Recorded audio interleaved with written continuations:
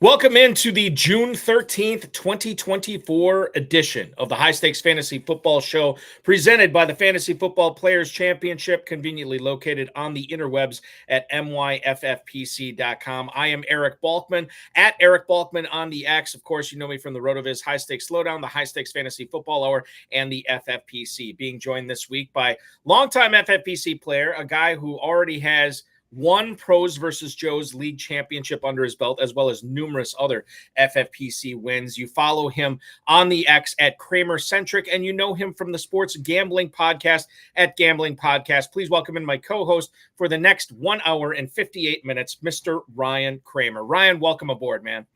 Eric, thanks for having me. And yeah, the odds makers were not kind to us for that Pros versus Joes event. I think we were the long shot, even beyond all of the Joes, at 15-1. So yeah, thanks for having me.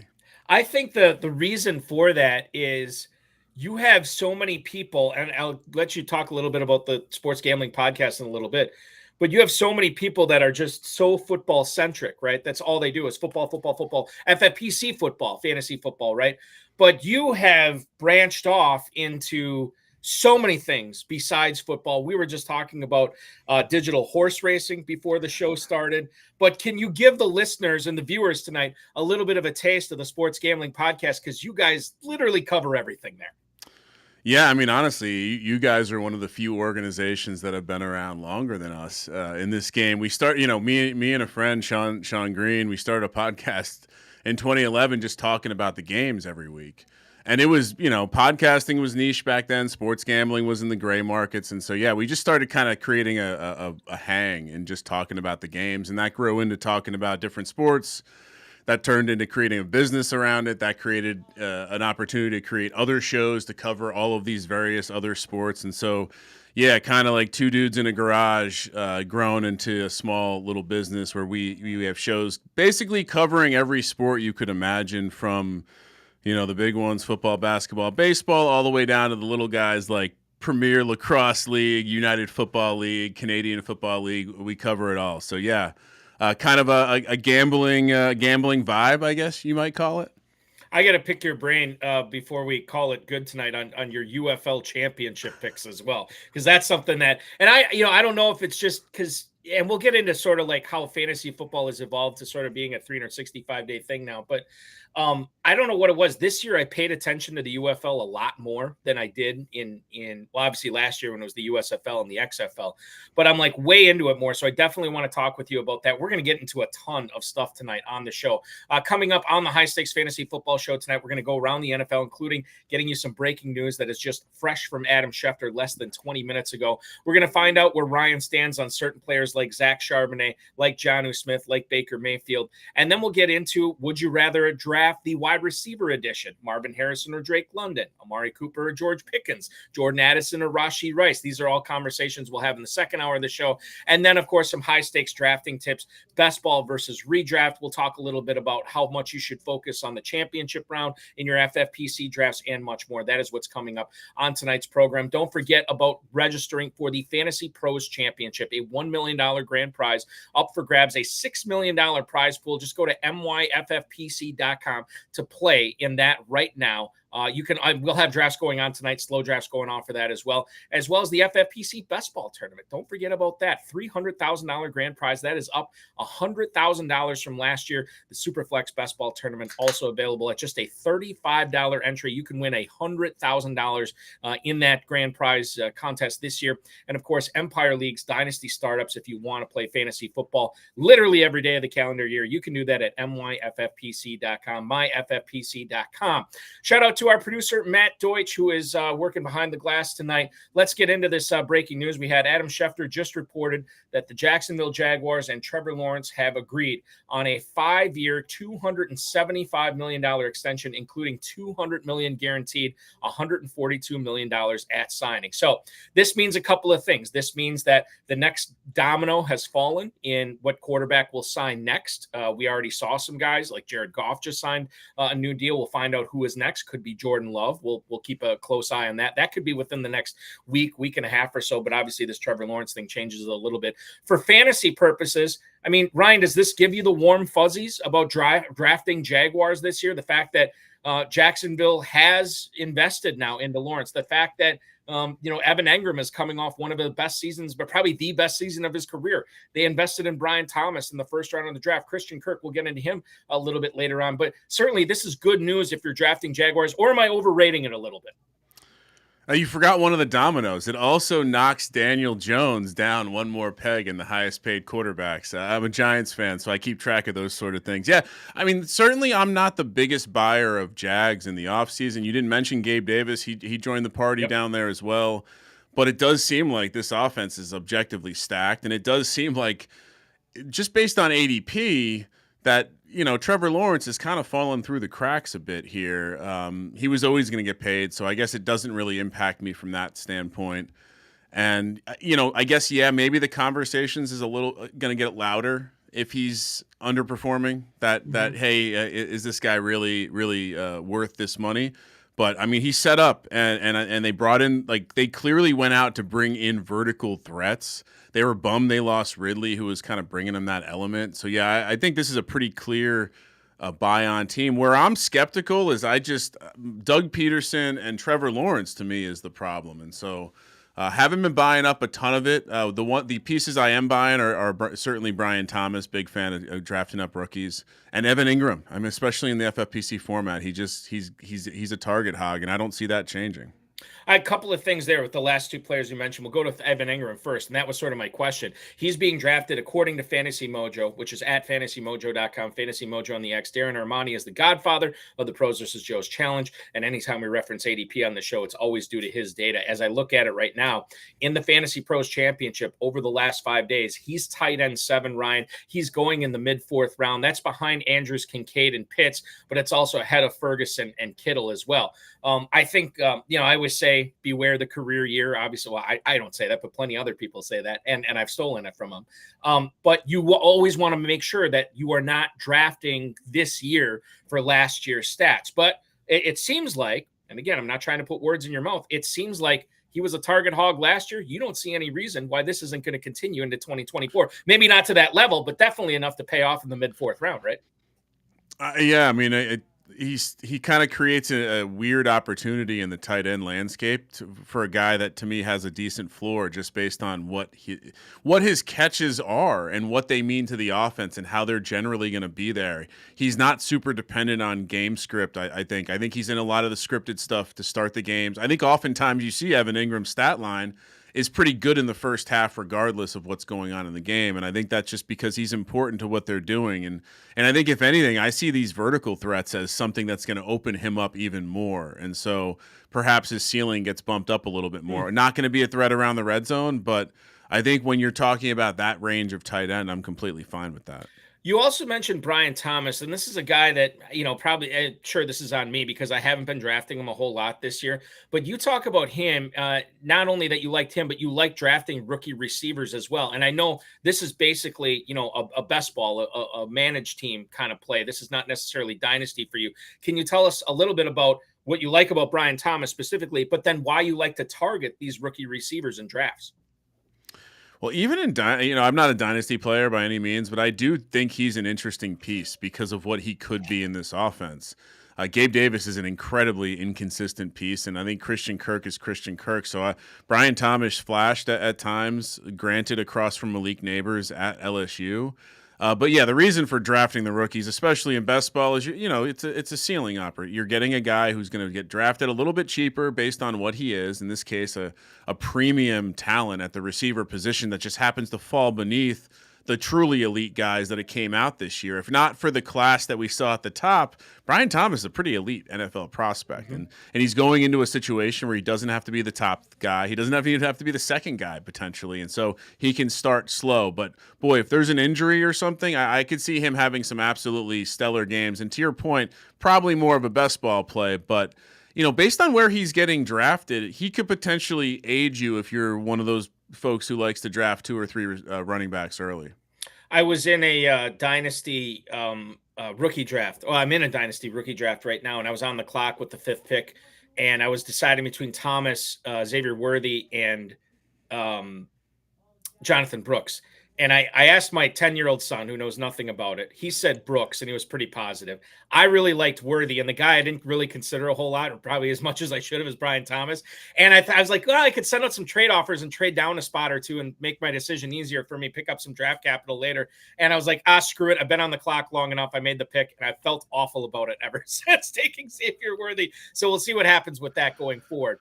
I want to get into the Washington Commanders. Ryan, Sam Fortier, who covers Washington for the Washington Post, says that Cliff Kingsbury, who is the new offensive coordinator in Washington, has been using 2-back sets in minicamp. So he has been experimenting using Brian Robinson and Austin Eckler, who apparently has been returning kicks in minicamp as well, out of the backfield. These are two very different running backs. I think they are more complementary than duplicatory, if that's a word, or duplicate running backs, as it were. I think they pair well nice to each other.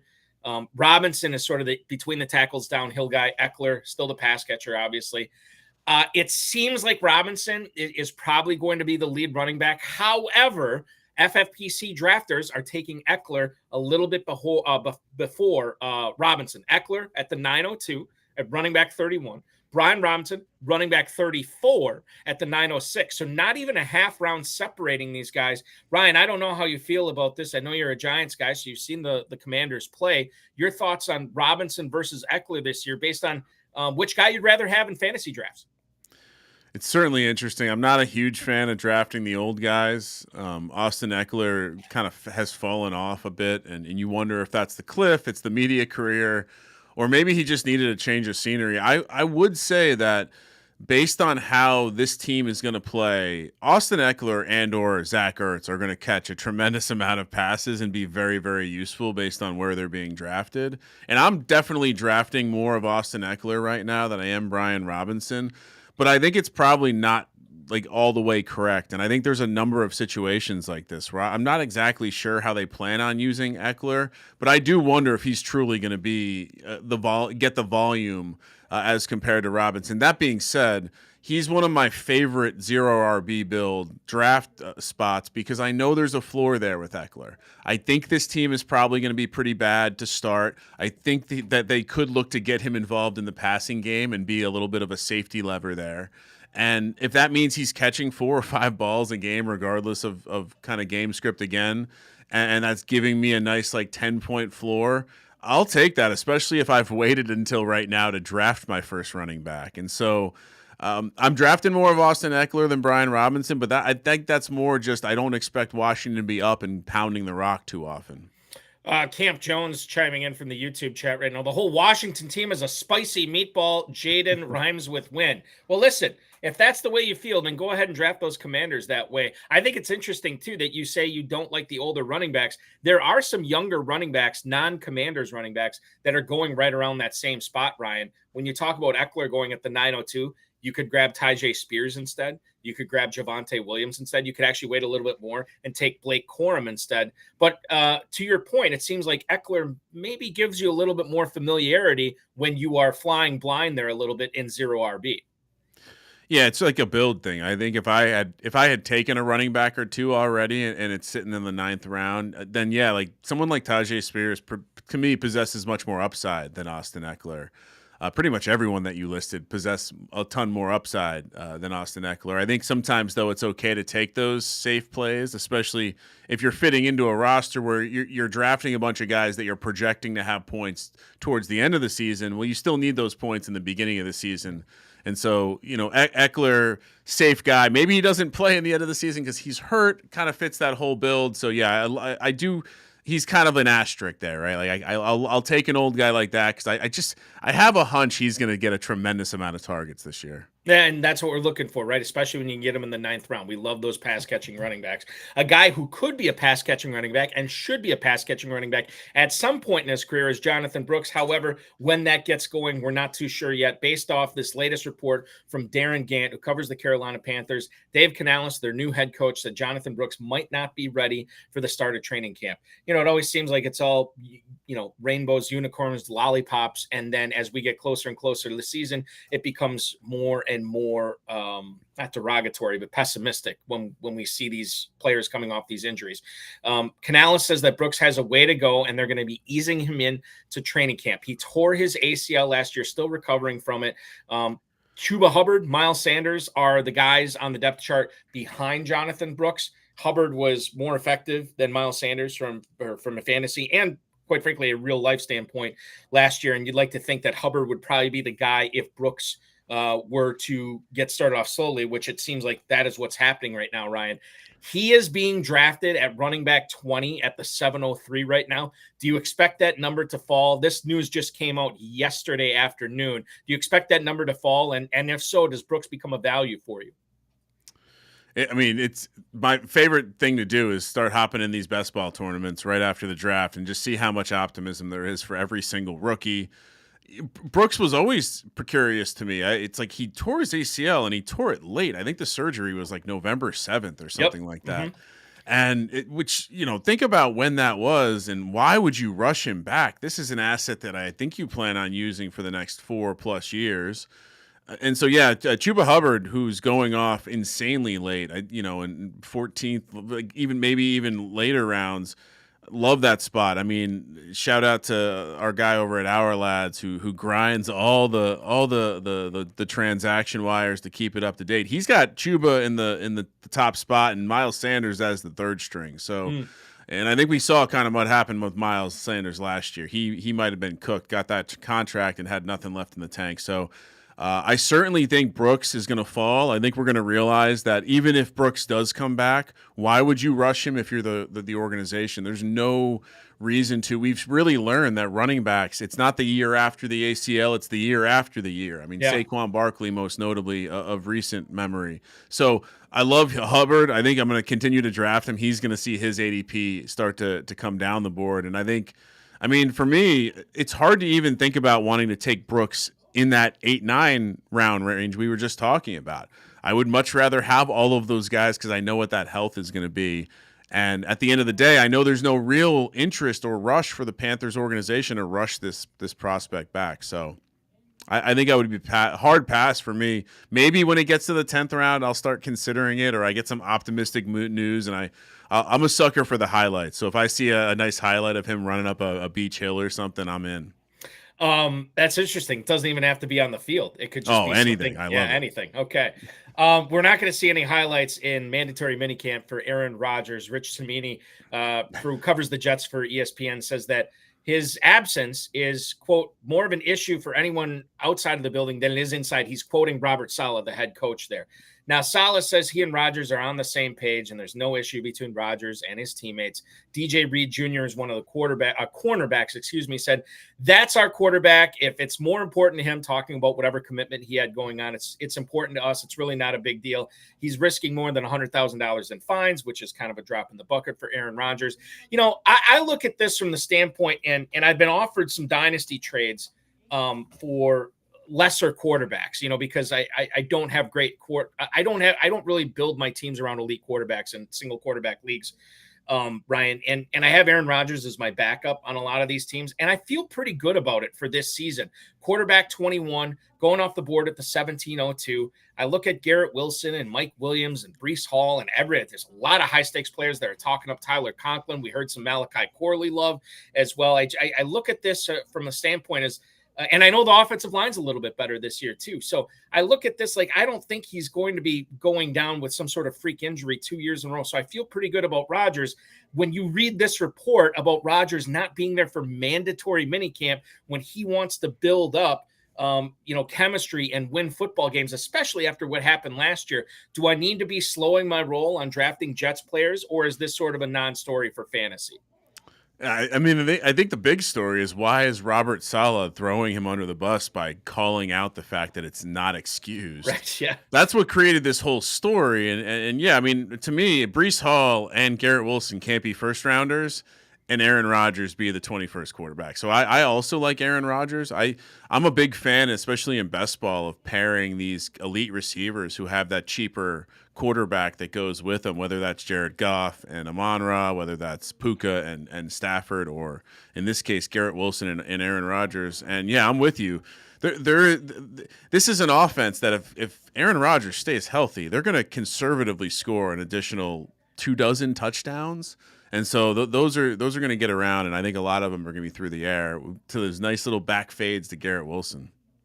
I want to keep things in New York, but let's talk about the player or the team that you, I think, are much more comfortable talking about, and that is the New York Football Giants. Now, Art Stapleton, who covers this team for the USA Today, reported yesterday that Tyrone Tracy, the rookie, is making a push to being the Giants' running back on passing downs. Now, he was a fifth-round pick this year. Brian Daboll praised him previously, and he is competing with Eric Gray as the number 2 running back this year behind Devin Singletary. Tracy, what's interesting about him, and I'm sure we've all heard the story by now, but he actually played wide receiver in college until he converted to running back this past year. If he ends up being the pass catcher for the Giants, and talk about what he could be in best ball, what he could be as a fill-in like Fantasy Pros or FFPC main event drafts, I think that'd be very interesting.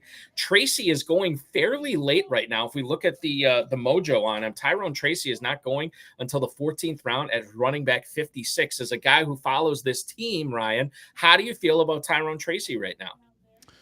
They love him. Certainly, when he was coming out, the first thing that stood out was that, he was a receiver. And so when you think about what it looks like they're trying to do with the offense, there's a lot of speed out there. There's a lot of people that can make you miss in space. And, Devin Singletary, he ran hard last year for Houston, and he's going to be a fun piece. But it always seemed like there was going to be some sort of complement. And so, it's exciting. I mean, he played – I believe he played receiver his entire career at Iowa. Not until Purdue did he move to the running back role. And so, this is a guy who's going to bring some elite route running out of the backfield. And, again, Brian Daboll is one of the bright kind of offensive minds. He's done a lot with a little over the last couple of years. And so I'm very excited. I've taken Tracy. I'm a sucker for Dan Jones again this year, and I've even taken Tracy in situations where I have Singletary.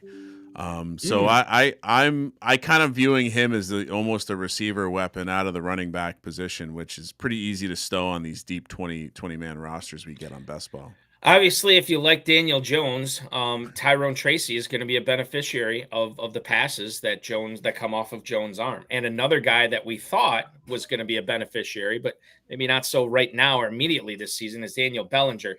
Brian Daboll said this, according to Dan Dugan, that he's dealing with an undisclosed injury, something that happened a few weeks ago, apparently. And his participation in the spring workouts and now early summer workouts has been limited. We don't know how serious it is. And 2 years ago, he had 30 catches, 268 yards, and 2 touchdowns in just 11 games. Now, Darren Waller retired, which means that the opportunity is there for Bellinger. However, if he is dealing with something that could be serious, there is another guy out of Penn State who's a rookie named Theo Johnson, who had a relative athletic score, I believe, of like 150,000. It was insanely high. And he's going to bringing that athleticism to the seam and stuff over the middle for the Giants offense this year. Your opinion on what we need to be doing right now with Daniel Bellinger here as tight end 37 at the 1909? Do we need to perhaps be looking at a guy like Theo Johnson, who, again, is pretty much free in drafts, tight end 39 in the middle of the 20th round, especially for best ball, Ryan? I mean, this is, I don't want to say it's a league winner. I don't think it is. But if you get this Giants tight end thing right, man, that could really go a long way.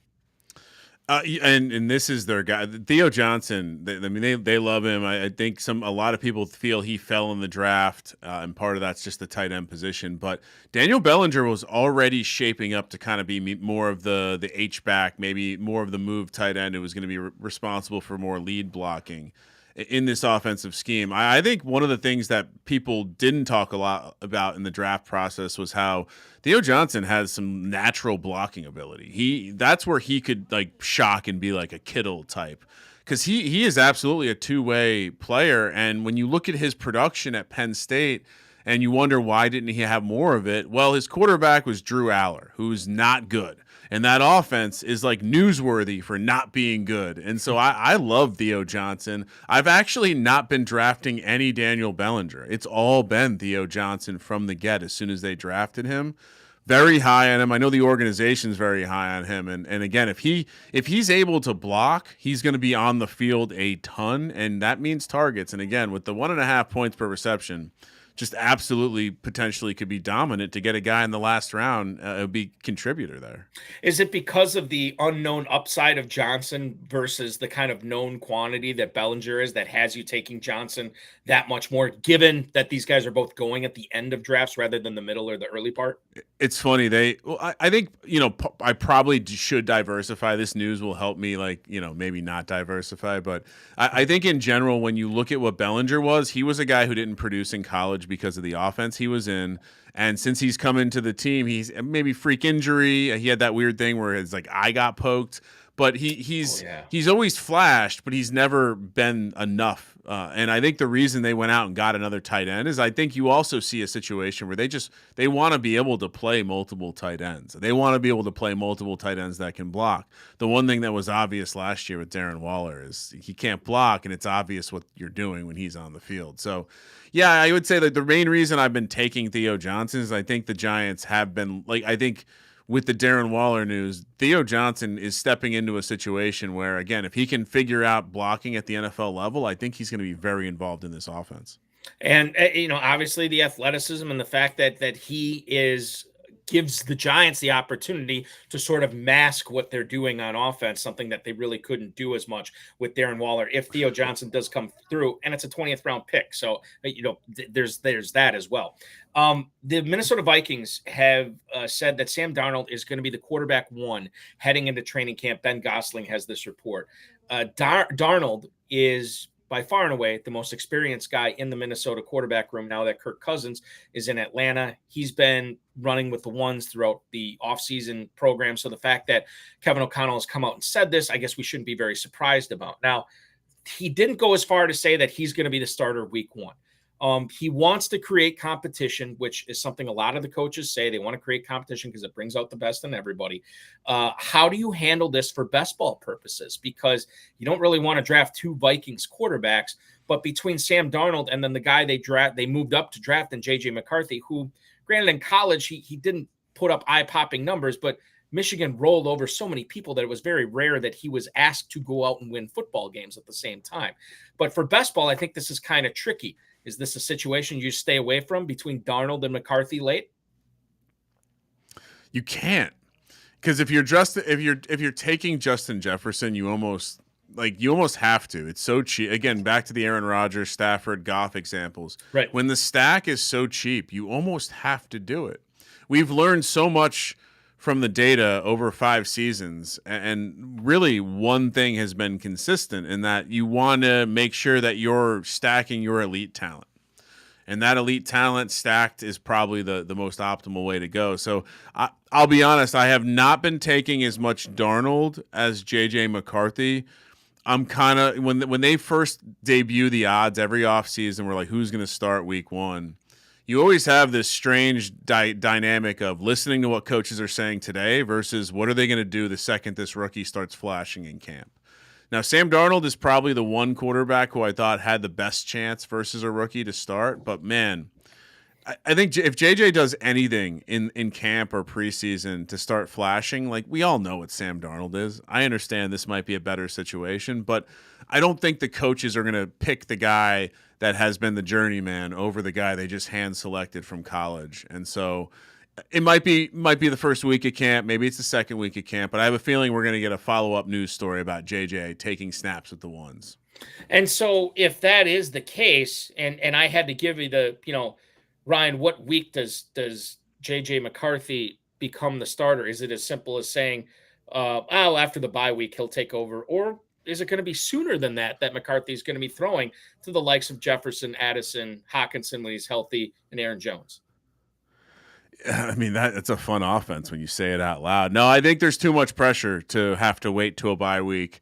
I think maybe you look for a softer spot to bring him in.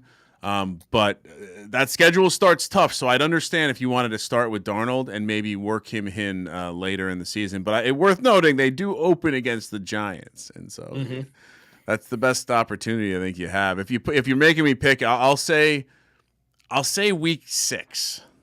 For what it's worth, that is the Vikings bye week. So yeah, so then you could that bring him back for week 7 against the Lions. that's the Lions game. Yeah, to me, that's also a softer defense. I don't know, because you look at the way they open, they don't exactly have a ton of soft defenses on deck. No, here's the thing. So you get obviously the Giants, but then it's the Niners and then the Texans. Then you go to Green Bay. Then you get the Jets, which is not good. But then you go into the bye. Then you have Detroit, and then at Los Angeles without Aaron Donald. I don't think that defense is going to be very good this year. Indianapolis at Jacksonville. I mean, that maybe the bye week. I didn't realize it was as early as it was. I thought the Vikings had a later bye this week. But I guess what we can agree on here is it certainly sounds like McCarthy, according to you, is going to be the starter for, assuming health for both players, is going to be the starter for the Vikings more weeks than not this year.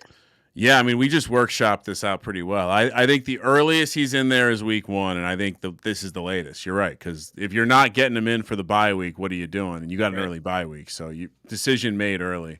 And yeah, maybe you don't want to throw him out for the Niners-Wolves, Right, probably not. But you don't want to turn him into David Carr week 2 of his rookie year. That's for sure. Jalen McMillan is a player that the Buccaneers actually grabbed in the NFL draft this year. Jenna Lane, who covers Tampa, reported that Baker Mayfield has described him as an explosive, smooth route runner. Now, part of the reason that McMillan, that we've been seeing so much of him, is both Mike Evans, the presumed number 1, and then Trey Palmer, the presumed number 3 in Tampa this year, have not been practicing. They've been sidelined. So he's been getting a lot of reps with the ones. This past yesterday, he caught all 3 targets from Mayfield, including a touchdown during red zone drills, which is good. Again, I know it's not real football, but still, I'm going to bring it up. The quarterback, Mayfield, says he's been friendly at the top of the routes, attacking the ball and catching with his hands. This is a 3rd-round pick. After Trey Palmer failed to notch 500 yards receiving last year, who was a 6th-round pick. McMillan had multiple MCL sprains when he was at Washington during 2023, but 2022, 118 targets. He catches 79 of them as the slot receiver, and that was better than Rome Odunze, who actually went in the top 10 of this year's NFL draft as well. I bring up McMillan because Jalen Polk went in the 2nd round of the Patriots. We know the Patriots' track record of drafting receivers. It ain't great. And they bypassed McMillan, a guy who had the best stats of any of these players in Washington in 2022. And then he had the injuries in 2023. I think this is kind of a steal. I've been looking at him late in some, not late, but in the mid rounds of my dynasty rookie drafts. But in redraft, and especially best ball, man, if Evans does not, again, he had a awesome year last year. If he doesn't duplicate that, or if he gets hurt, I mean, he's on the wrong side of 30. You have Chris Godwin, who's had some injury issues as well. McMillan could actually see a lot of time this year, and a guy that I think was unfairly penalized from a bad 2023 season. Wide receiver 82 at the 1808. Do I have my Buccaneers colored glasses on a little too tight? Because I'm kind of liking McMillan as a late best ball pick here, Ryan. No, I love it. I've also completely. I'm willing to take him uncorrelated because to your point, he has a number of paths to success. I mean, Trey Palmer's in his way. Chris Godwin, he's been solid, but and then Mike Evans, like you said, we keep saying, well, could it be this year? No, another 1,000 yards, no big deal. Right. Also worth noting, the Bucs signed former college teammate of Baker Mayfield, Sterling Shepard, who would be an excellent mentor for a player like Jalen McMillan. And I thought he was a good player at Washington too. To your point, that receiving core was loaded. It wasn't just Rome Odunze. I love taking I keep taking stabs on the Jalen Hyatt, Jalen McMillan late in these drafts. And McMillan, I think, could work his way into a serious role. When the quarterback's talking you up like this, I know it's the offseason, and I've been watching the highlights too. I also love them. But he's a hard guy to ignore because the ceiling is, if he does get the opportunity, the ceiling is tremendous. I think that we're not going to look back on the 2024 season and say, wow, I'm glad I grabbed McMillan in all these drafts late. But I do think during spurts during the year, like where he comes up with like a 7 for 79 and 2 touchdown game or something like that, we'd be like, yeah, that was a really good investment late here. Per Mar 99, easy calling McMillan, career yards per route run solid, but still Palmer knows the offense. That's true. He does know the offense, but I don't think it's a huge bar for him to jump over, for McMillan to jump over to get reps with that first team offense during meaningful regular season games as well. I forgot to give Dominic Gazzetti a shout out on his birthday. Happy birthday. Thanks so much for spending it with the High Stakes Fantasy Football show here on the Better Sports Network. Let's step out and take a quick break. When we come back, I want to find out where Ryan Kramer from the Sports Gambling Podcast stands on players like Daniel Jones, Keon, Coleman. We'll get into Zamir White, and we'll lead things off with Derrick Henry. At Kramer Centric on X is where to follow him. I'm at Eric Balkman. You're watching the Better Sports Network. We'll be back right after this. Is Dynasty. And the place to play is myffpc.com. Go to myffpc, use promo code COOP. They'll give you $25 when you deposit $35 or more. Now is the time to get in there and get set up with a startup draft. Now is the time, now that the rookies and everyone are set, because you can go in and you can start the draft and, you draft your Justin Jeffersons and Jamar Chases. And now that we know where the rookies are and where they're landing, you get going on that. So you want to try and set a startup draft for this week coming up if you're not involved yet. So go get involved. Use the QR code here or use the promo code that's in the link in the description here and get yourself going on Dynasty so you can really enjoy these players and draft the players you believe in. If you like Michael Penix Jr., you got to play Dynasty because you got to wait for him, but the payoff is big. And same with like Pearsall and Jackson Smith and Jigba and all these guys. Get in and do that. And I'll tell you what, the orphan leagues over there that we've been talking about, those all got bought up. They're actually all sold. People from this show I know took over a bunch of them. So right now, startups is the way to go. That's the way to rock and roll. It is startup season. Startup season and rookie draft season. That's what's up. Get set up at myffpc.com. Use promo code COOP. They'll give you $25 when you deposit $35 or more and give you a leg up. No dealing with chasing around your friends and making them pay dues and having your buddy be like, oh, dude, I got to quit the league because I got a dog and I can't pay attention no more and I don't want to do trades. Forget all that. You can play online, MyFFPC, high stakes, low stakes, whatever you want to do with experts. And if somebody leaves the league, it goes in that orphan pool and somebody picks it up. The league has never been disbanded on FFPC.com. That's directly from Eric Balkman over there. Has told me that. So that's what's up.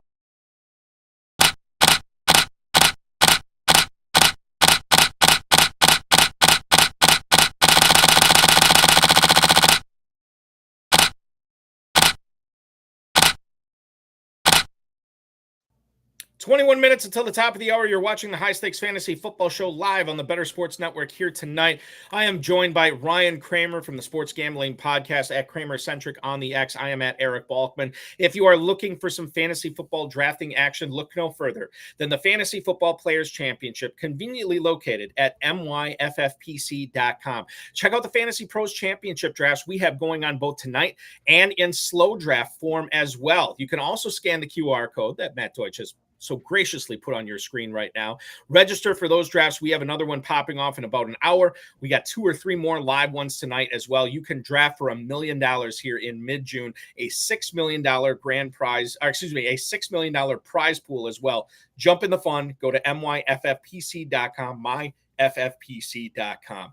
Let's get into some where do you stands with a veritable cornucopia of players. We'll get into some running backs, receivers, tight ends, and quarterbacks here. Some of these players we've touched on. One player we haven't yet is Derrick Henry. Now, he is no longer in Tennessee. He's moved on to Baltimore. I think he was just quoted as this week saying it's kind of nice not being the center of attention. And I think he means that in a good way for Baltimore, Ryan, because they got Lamar Jackson, they got Zay Flowers, they got Mark Andrews, they got a lot of playmakers there. You look at what they had in Tennessee last year.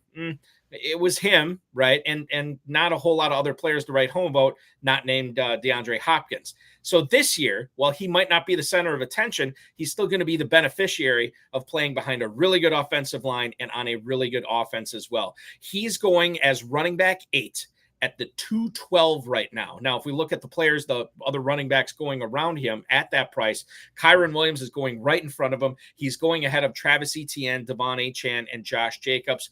Ryan Kramer, where do you stand on Derrick Henry at the 212 right now? Oh man, it does, because man, what he lacked was that he needs those 3 steps to get going, and Tennessee's offensive line wasn't giving it to him. But with that read option off of Lamar, got to imagine he gets the space. That being said, I have almost completely missed on Derrick Henry so far this year. specifically because I'm way more likely to click Josh Jacobs, for example, in that range. Just seems like there's potentially more upside, less downside. My problem with Henry isn't just that he's old, and we've heard some rumblings that maybe Tennessee thought he was worse off than he thought he was, and that's not always the best place to be as a player. And he didn't exactly look great on the field, but it's also the fact that Justice Hill looked pretty good at times, and obviously a different kind of back. Keaton Mitchell looked really good at times, and obviously a different kind of back. So I wonder, is he even going to be getting the volume that we expect from Derrick Henry at all? And if he's a complimentary back, even in a much better scenario, hard to justify second or even third round draft equity on him. I hadn't considered that before. I mean, I just assume he's Derrick Henry. He's going to be getting all the touches, but maybe the thing is he's going to have to be more efficient with less touches. There are fewer touches this year and think about Lamar Jackson too. I mean, a guy as mobile as him and he's lost 20 pounds or whatever. By the way, I should ask you about this. Are you concerned about the weight loss from Lamar Jackson or Tua Tagovailoa this year? Tua, no. I think Tua probably good for him to lose a couple pounds. Lamar, I worry because it's funny. We were just watching. We have a wall of TVs in our office out here, and we were just watching Jaden Daniels, and we were kind of commenting like, man, he looks a little light. And that was always the thing you noticed with Lamar is he carries the weight well. He doesn't look like a fragile guy, and so with the hits he tends to take and with the dynamic, the leg aspect of his game, I'll be curious because if he looks much quicker, then it's like a lot easier to be like, no, this looks right. But the more concerning part for me is just, what is this offense going to be? I feel like we're getting to know this team, and it's just going to be a bit of the same. Like, hey, great regular season, you're going to put up some numbers, but what's next? And if Lamar can't stay healthy, then who knows? They're cooked. DG pointing out in the YouTube chat too that John Harbaugh was saying how he sees Derrick Henry as being able to do the full workload, and that's fine. And I would imagine that's what he would say. But I think at the same time that is also a coach talking about a player in spring or in June. Like when it gets to be the season and Baltimore obviously has its sights set on a Super Bowl, you want to be able to make sure that Henry's healthy for you in the playoffs and fresh in the playoffs. So maybe for fantasy purposes, not the greatest way to spend a late second round pick if he is indeed not going to be the bell cow that he was in Tennessee. Not to say bell cow is the wrong word, not to say that he won't be touching the ball a lot, but maybe not as much as we think this year. And I think that has me a little bit nervous too, something I hadn't considered before for sure, Ryan. So thank you for bringing that up. Zamir White, a player that really turned it on at the end of last season. Obviously, when Josh Jacobs went out with injury, a lot of people were scrambling to either their waiver wire or to their bench to get him in their starting lineup. And then what did the Raiders do in the offseason? They let Jacobs go. They did not bring anybody aboard except for Alexander Madison. Even in the draft, I think they got Dylan Laub. I could be wrong on that, but it wasn't anything big. And now all of a sudden, Zamir White is sort of the last man standing in that backfield. I didn't have this on my bingo card. Thank you, Matt. Dylan Laub did go to Las Vegas. Zamir White, running back 19 in this economy. Zamir White, 6'10". That seems awfully high. I mean, I'm thrilled with him with the dynasty shares I have, but only 18 running backs going before him in drafts. Right now, Zamir White is going ahead of guys like Jonathon Brooks, DeAndre Swift, James Conner, David Montgomery, Ramondre Stevenson. That seems awfully high. And the other thing to consider too is, even if Zamir White is the guy on that team, the 1A to Alexander's 1B, or even if he is the clear-cut one, it's still the Raiders. I don't know how good of an offense that is. That seems really high for me. Ryan, where do you stand on Zamir White? He's been one of those guys as camps have started and as comments have been created. People are realizing, oh, wow, there's not much going on there. It's like Alex Madison kind of cooked. I do think he'll be involved. Amir Abdullah, I think, is third on the depth chart, actually. And so I love the idea of Zamir White in Antonio Pierce's, run-the-ball offense. And I love the fact that there are players like Devontae Adams and the tight ends, Mayer and Brock Bowers and Jacoby Myers that can potentially distract from the running game. But do they have the quarterback to get that done? I'm not sure. I honestly, in the beginning of best ball season, Zamir White was going a couple rounds later, I believe. Yeah. And it was pretty easy to take him. But to your point, as he rises up the board, running backs are correlated to their offense. And so it's hard to buy into a team when you're not sure if the offense is going to be there. That being said, I do think they're a team you want some exposure to. I've been doing it with Gardner Minshew personally, and it does seem like there are a couple versions of this team where they get in enough shootouts, they play in a couple high-scoring games, and oh, by the way, they're good enough to where Zamir White's one of those sneaky touchdown totals that gets you over the top. I think the likelihood that he has. To me, like Zamir White is much more likely to be a bell cow, though, than Derrick Henry, if bringing it back to the previous topic. And so that's why, even though it feels rich at this price, I'm still, again, depending on the build, again, I have no running backs yet. I love the fact that I have projectable volume here that I am confident in. And so I'm still buying him to answer the question directly. And I would imagine it's going to take like probably another round or two before I'll completely back off. I just believe Antonio Pierce when he says he wants to run the ball. And if he does, and they're able to control the clock, then yeah, I mean White's going to pay off there for sure. I just look at it from the perspective of Joe Del Zanero, long time FFPC player, always says to not draft running backs on teams that don't score touchdowns. And while the Raiders could score touchdowns this year, I mean, it is a little bit new. And Minshew could do a lot for this offense. I remain skeptical. I remain open to the possibility that the Raiders have a bounce back season. And like I say, maybe the other reason too, Ryan, that I'm a little bit down on White is I have so much of him in Dynasty that I don't feel like I need to invest a ton in redraft as well. And I don't want my 2024 hinging on White, but that's another discussion for a different day, especially as we get closer and closer to the start of the NFL season, which we're less than 3 months away for, believe it or not, right now as well. Sticking on the running back tip, SI.com had a report about Mike McDonald talking about how much, talk about Antonio Pierce wanting to run the ball. He wants to run the ball a lot in Seattle this year.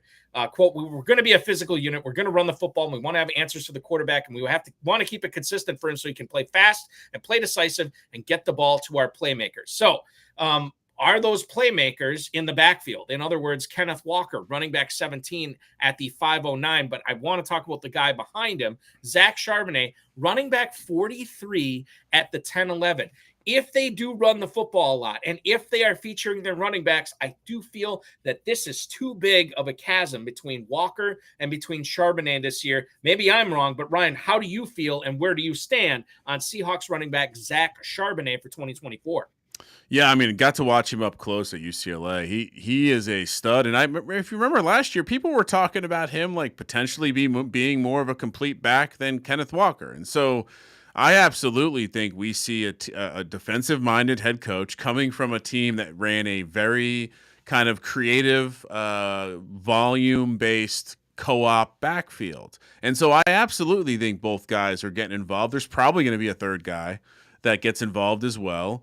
And for me, I'm taking a lot less Walker than Charbonnet. I do have the same concerns as the Raiders in that will this offense really be good enough? And will this team be good enough to get enough touchdowns? But Zach Charbonnet, I know his price has come down a bit. Mm-hmm. He was going off in like the 12th, 13th round. It's like crazy sauce. I love him. I mean, he was a guy that was projected to be a 3-down back who could work in the passing game. So I see no reason why we shouldn't be still bullish on him. Anything, another back to the Baker boy, Joe Del Zanero, a book of fantasy football. He says there's no such thing as a bad pick after the 10th round. And that's where Charbonnet is going right now too. So if you swing and miss, no big deal.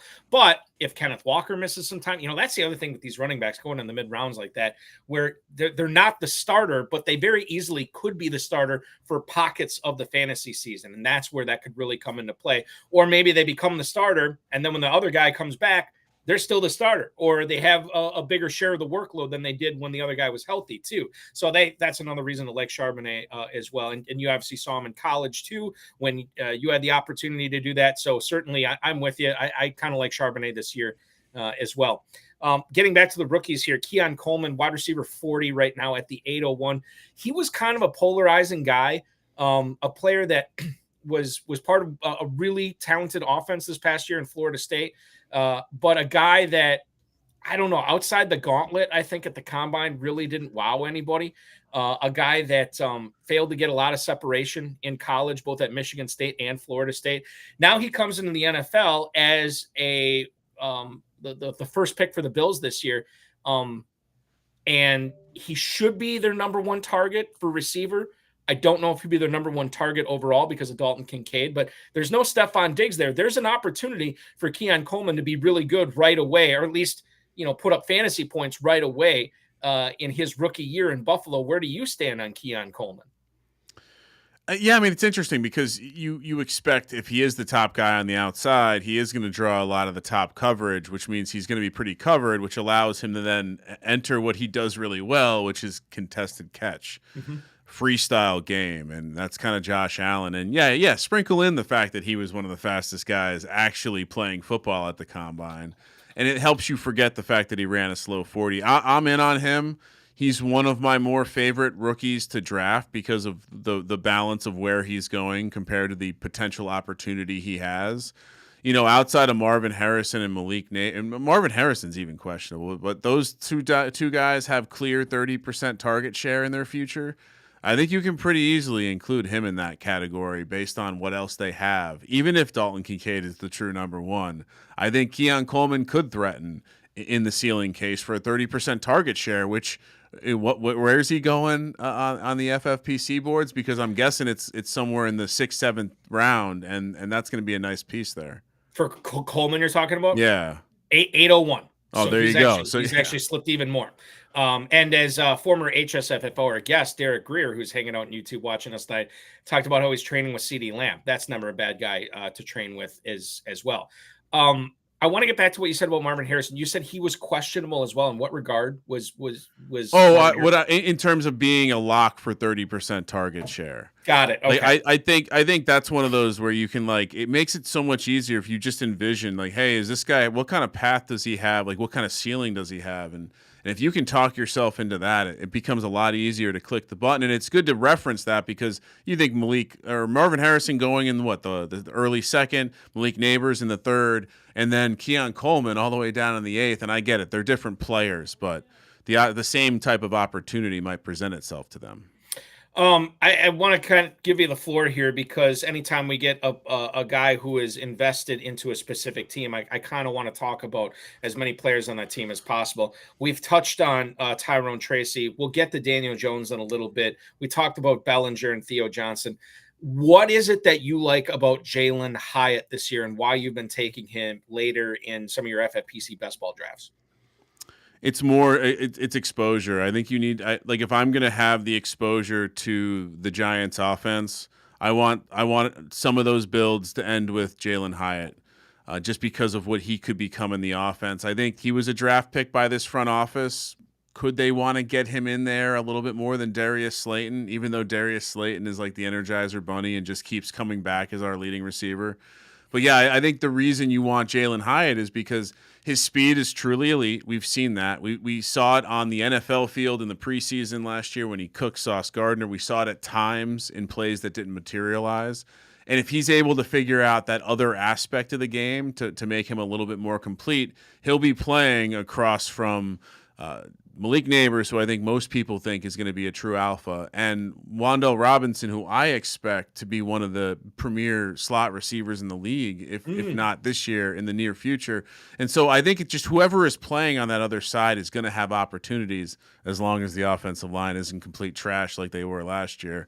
And so he's kind of also a best ball darling, right? Isn't that it's like the Deshaun Jackson thing. It's like, well, all he does is catch long touchdown passes. Perfect. I won't know when to start him, but when he hits, I'm going to be golden. And so he's probably scoring for me those weeks. And so when you do that in the last round, it's pretty valuable. You said most people view Malik Neighbors as an alpha. Are you part of most people? I was skeptical in the sense that like his size on paper doesn't sound great, or doesn't sound like that true. Like I'd always think of Julio Jones or Andre Johnson as my true alphas, these bigger guys. And then when you see Malik Neighbors out there with next to other NFL players, granted just in shorts, he does look very thick. He's got very tremendously thick legs. You watch his highlights in college, it kind of explains some of that balance. But most importantly, the dude catches anything near him. And I think when you have a quarterback that tends to throw the ball a little bit high, it's good to have a guy that has the ability to go up and get it. And so, yeah, I'm excited. He looks like a more swole Odell Beckham. And as a fan of a team that has sucked for a number of years, you got to hold on to the exciting stuff, man. Yeah, and he should be exciting this year for sure. It always goes back to the whole Kevin Bacon speech in A Few Good Men when he's making his opening statement. Lieutenant Caffey's going to put on a magic show. He's not going to have any evidence, mind you. He's going to fire off all these fancy terms. He won't have any evidence, but it will be entertaining, and that's what it's going to be with the Giants this year, right? And we'll talk about Daniel Jones in a second, but with those receivers and potentially Theo Johnson stepping up as a difference maker at tight end too, it's going to be, and the unknown at running back too, with Singletary and Tracy and Eric Gray. I know there's a lot of people talking up Eric Gray too this year, high stakes players saying, this is a guy that you want to be in business with. I know we talked a little bit about Tracy, but Eric Gray, how does he figure into the backfield this year? I mean, my personal 2 cents on him was he didn't really possess that pop. I wonder if they're gonna, they even have some players that maybe fit into a return role better. Who knows? Year 2, they certainly drafted him to be a more traditional running back. Maybe he's the true backup to Singletary and not someone they're going to work into the passing game. He's bulked up a little bit, but yeah, I'm no excitement for Eric Gray. I don't think he's anything more than just a roster spot for now. The thing that I have brought up a lot this summer, Ryan, in regards to tight ends, I can't remember a year in the FFPC where we had 0 tight ends going in the first round, but that's exactly what has happened for the majority of this offseason right now. Sam Laporta, Travis Kelce going back-to-back at the 203 and the 204. I'm not sure if they're going to enter the first round. I guess it's possible that they still could enter the first round before the start of drafting season, and maybe injuries or stuff like that will play a part in it. But it's weird to see them not have anybody at the position in the first round. But it's also weird to see that Travis Kelce isn't the number 1 tight end being drafted this year. Laporta going ahead of him. Kelce said the other day he was going to play until the wheels fall off. Did you see the wheels getting loose at all last year? In other words, is he on the way where you could see him fall off the proverbial cliff this year, in which case him at the 204 would not make much sense? Where does Ryan Kramer stand on Taylor Swift's boyfriend? I was going to say the wheels falling off, I think, are more related to things happening around Travis Kelce. He's going to be the number 1 in the offense again. So, yeah, I mean, unless you think he's going to come in out of shape and get hurt, which doesn't strike me as that kind of guy. He does strike me as a very binary guy. He's either playing football or not playing football. And I think if he's playing football, he's going to be Mahomes' number 1 talent or target. I love Hollywood Brown and Xavier Worthy, but Kelce's still the dude. Now, that being said, are we getting cute by having Sam Laporta be ranked ahead of him? Are we? My personal hot take is like I don't mind taking the tight end near the end of the first round because it's weird there. It's like I don't want Marvin Harrison or Drake London. I'm not really dying to take one of those running backs, and so I do find myself ending up with Laporta, with Kelce. The third guy I'm working into the mix there is Trey McBride, who very high on, and so in that it's a little bit of a black hole for me in terms of the receivers. And so I find myself, either forcing a running back or looking at one of those tight ends there, and that's my top tier. But if you're gun to my head, who am I taking number 1? I'd probably say Trey McBride over both those guys, and I would probably take Kelce second because I don't want to get too cute with it. And I know in whatever teams I pass on Kelce to take McBride, I'll feel stupid later when he has a great season again. Is it because of the? I mean, I would imagine that you talk about target share. Trey McBride's going to be up there. Travis Kelce's going to be up there. Is that why you have both of those players over Laporta, because he's got to deal with Amon-Ra St. Brown? Yeah, and I think Amon-Ra, I think Gibbs, I think they've been talking up Jameson Williams on the outside. I think there's a lot more mouths to feed up there. And yeah, I think Trey McBride has a pretty unique path to, potentially being the target leader on his team. And the rapport that him and Kyler created last year, and just what he brings to the team. So, yeah, I think again, which one of these tight ends can get that 30% target share? To me, it's pretty easy to rule Sam Laporta out, and so for that reason, he's certainly not finding his way into a lot of my teams right now.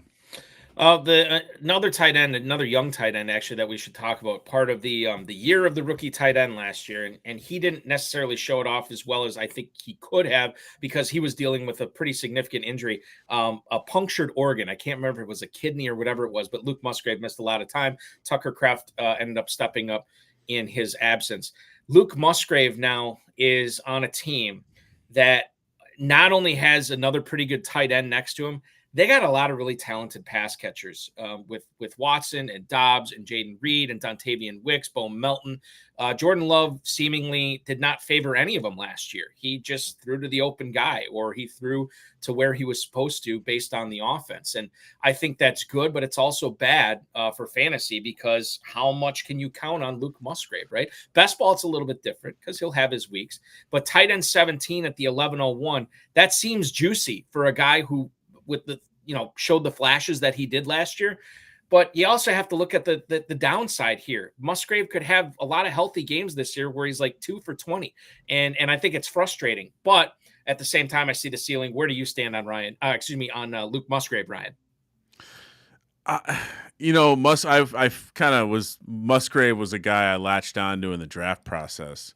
And when you see him do what he does great, it is easy to be like, yeah, I want some of that. And like you said, in best ball, it's very easy to click the button when you've already, created a team with Josh Jacobs and one of those receivers that you listed. The tight end correlation is just too strong. That being said, in almost any other format, I'm completely out. I just don't. I can't even trust that the tight end, like, they want to use two tight ends.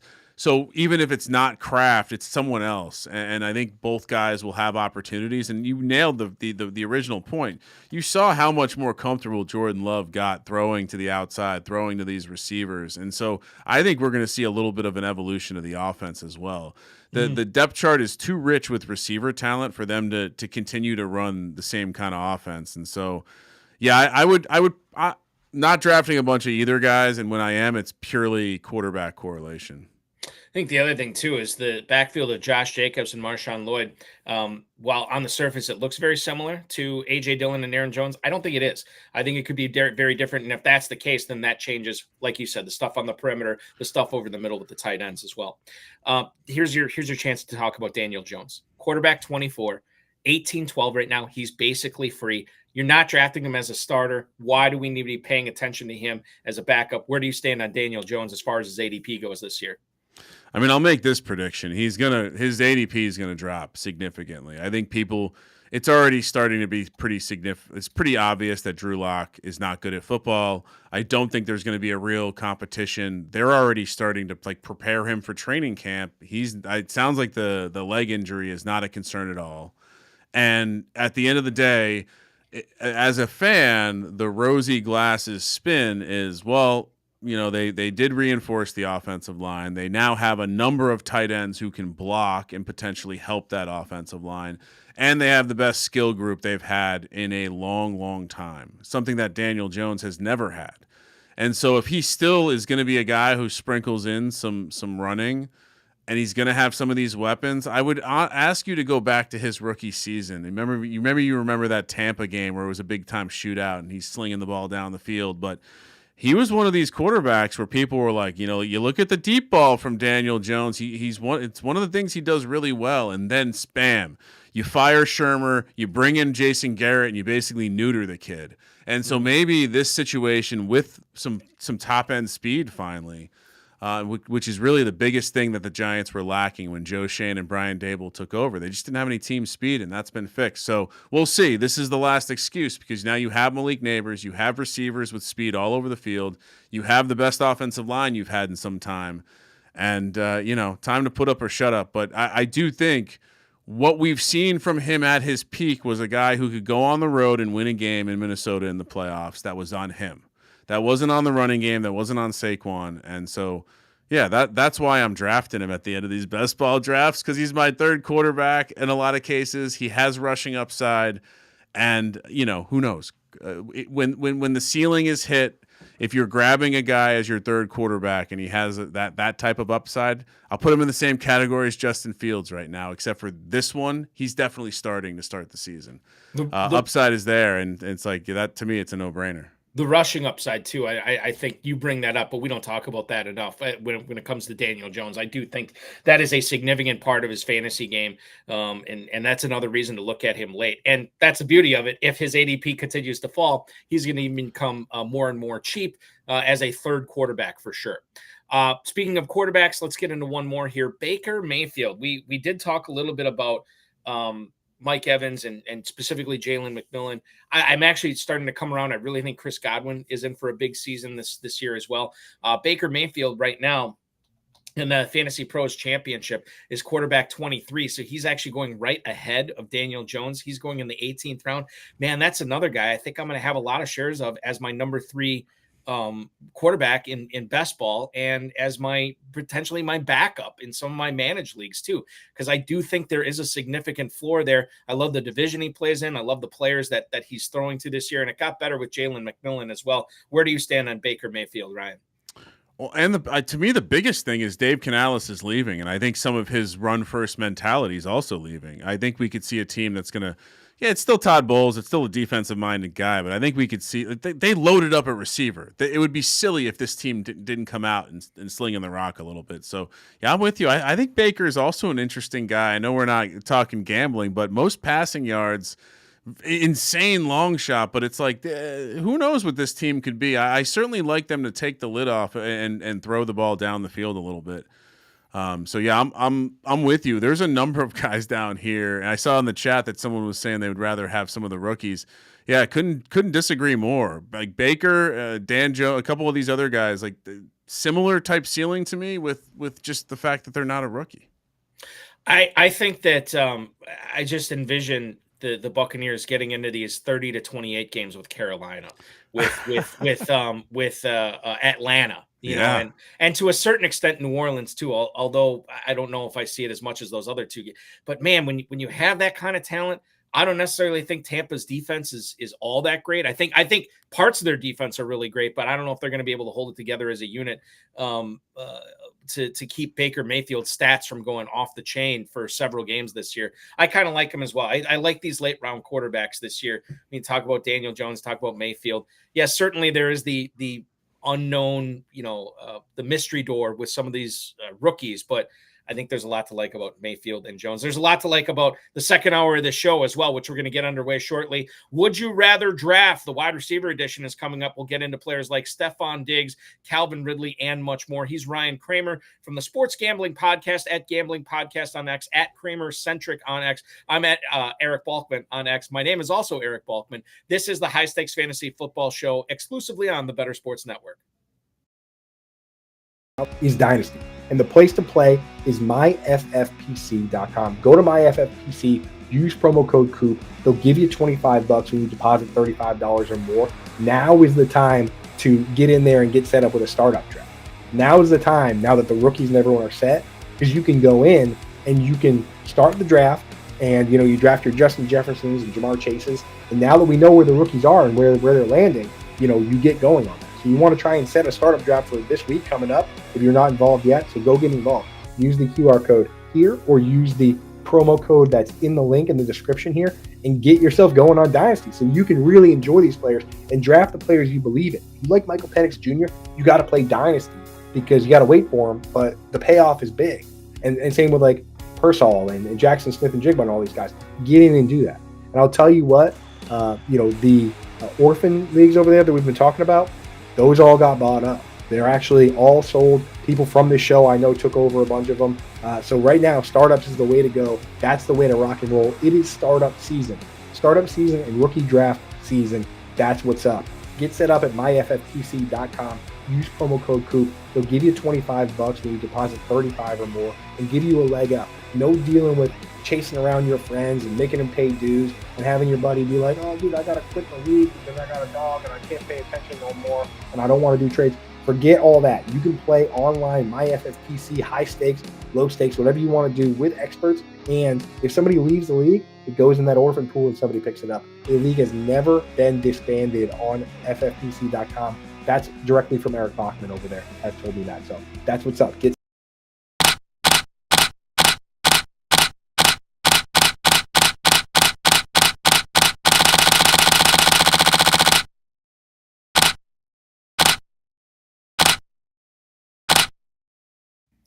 A lot of high-stakes fantasy football players have been asking me, Balky, what are FFPC Empire leagues? Well, I can tell you this. They are dynasty leagues with large progressive prize pools that grow yearly, and it's only awarded once there's a back-to-back winner. In other words, every single year, you have your prize funds put away. First place will win first place, second place will win second place, so on and so forth. However, a portion of the pool, half the pool, is set up for a progressive prize pool. And once one team wins the league 2 years in a row, they not only get that first place prize pool, they also get the large progressive prize pool as well. After that happens, the league disbands, everybody gets their deposits back, and you're free to join a new Empire League. It's a lot of fun, been really popular. I'll be honest with you, they've exceeded my expectations with how many leagues we've been filling over at myffpc.com. If you want to join in the fun, please do so. Slow drafts are popping off about every couple of days, sometimes multiple slow drafts a day as well. myffpc.com is where to go for that. Where do you go for the best fantasy football and digital horse racing and lacrosse and everything else coverage? You go to the Sports Gambling Podcast at Gambling Podcast on the X and everywhere you get podcasts as well. I'm being joined by one of the co-hosts of that show, Ryan Kramer at Kramer Centric on the X. Where did the Twitter X handle come from? Kramer Centric, Ryan. It was early Twitter days, and I think it was probably just me trying to figure out some sort of not my name, but close to my name. Kramerica Express probably was a close second. Who knows? But I feel good about it. It's aged well, and it's not one of those weird ones with 10 underscores. Right, exactly. Yeah, the underscores always are weird to me, but to each their own. Let's do who would you rather draft? And we're going to do all receivers here, which I think this is going to be fun. It's always fun. I think last week with Ryan Reynolds from Establish the Run, we did running backs. We're going to do receivers with you this week. Marvin Harrison or Drake London both have identical 205 ADPs in the Fantasy Pros Championship right now. Who would you rather draft between those two, Ryan? Boy, I was such a Drake London fanboy coming out. I thought he could be something, and he finally has the situation. I'm gonna sit here and say, give me Marvin Harrison. I'm very bullish on the situation down there in Arizona. I'm buying up MVP stuff for Kyler. And so, yeah, I got to buy in here. I've watched Marvin Harrison. He looks smooth. Hopefully he gets whatever legal players association stuff out of the way, so there's no red tape. But I think that I'm going with the young guy. Like I told you, I had a little bit of a bias there, and I'll be lying if I wasn't a little bit worried about this Atlanta situation. Just strikes me as a team that I'm kind of avoiding for irrational reasons in fantasy. I think that some of these, the way I set them up, I didn't really try to do this, but you remember the old celebrity death match that used to be on MTV back in the day?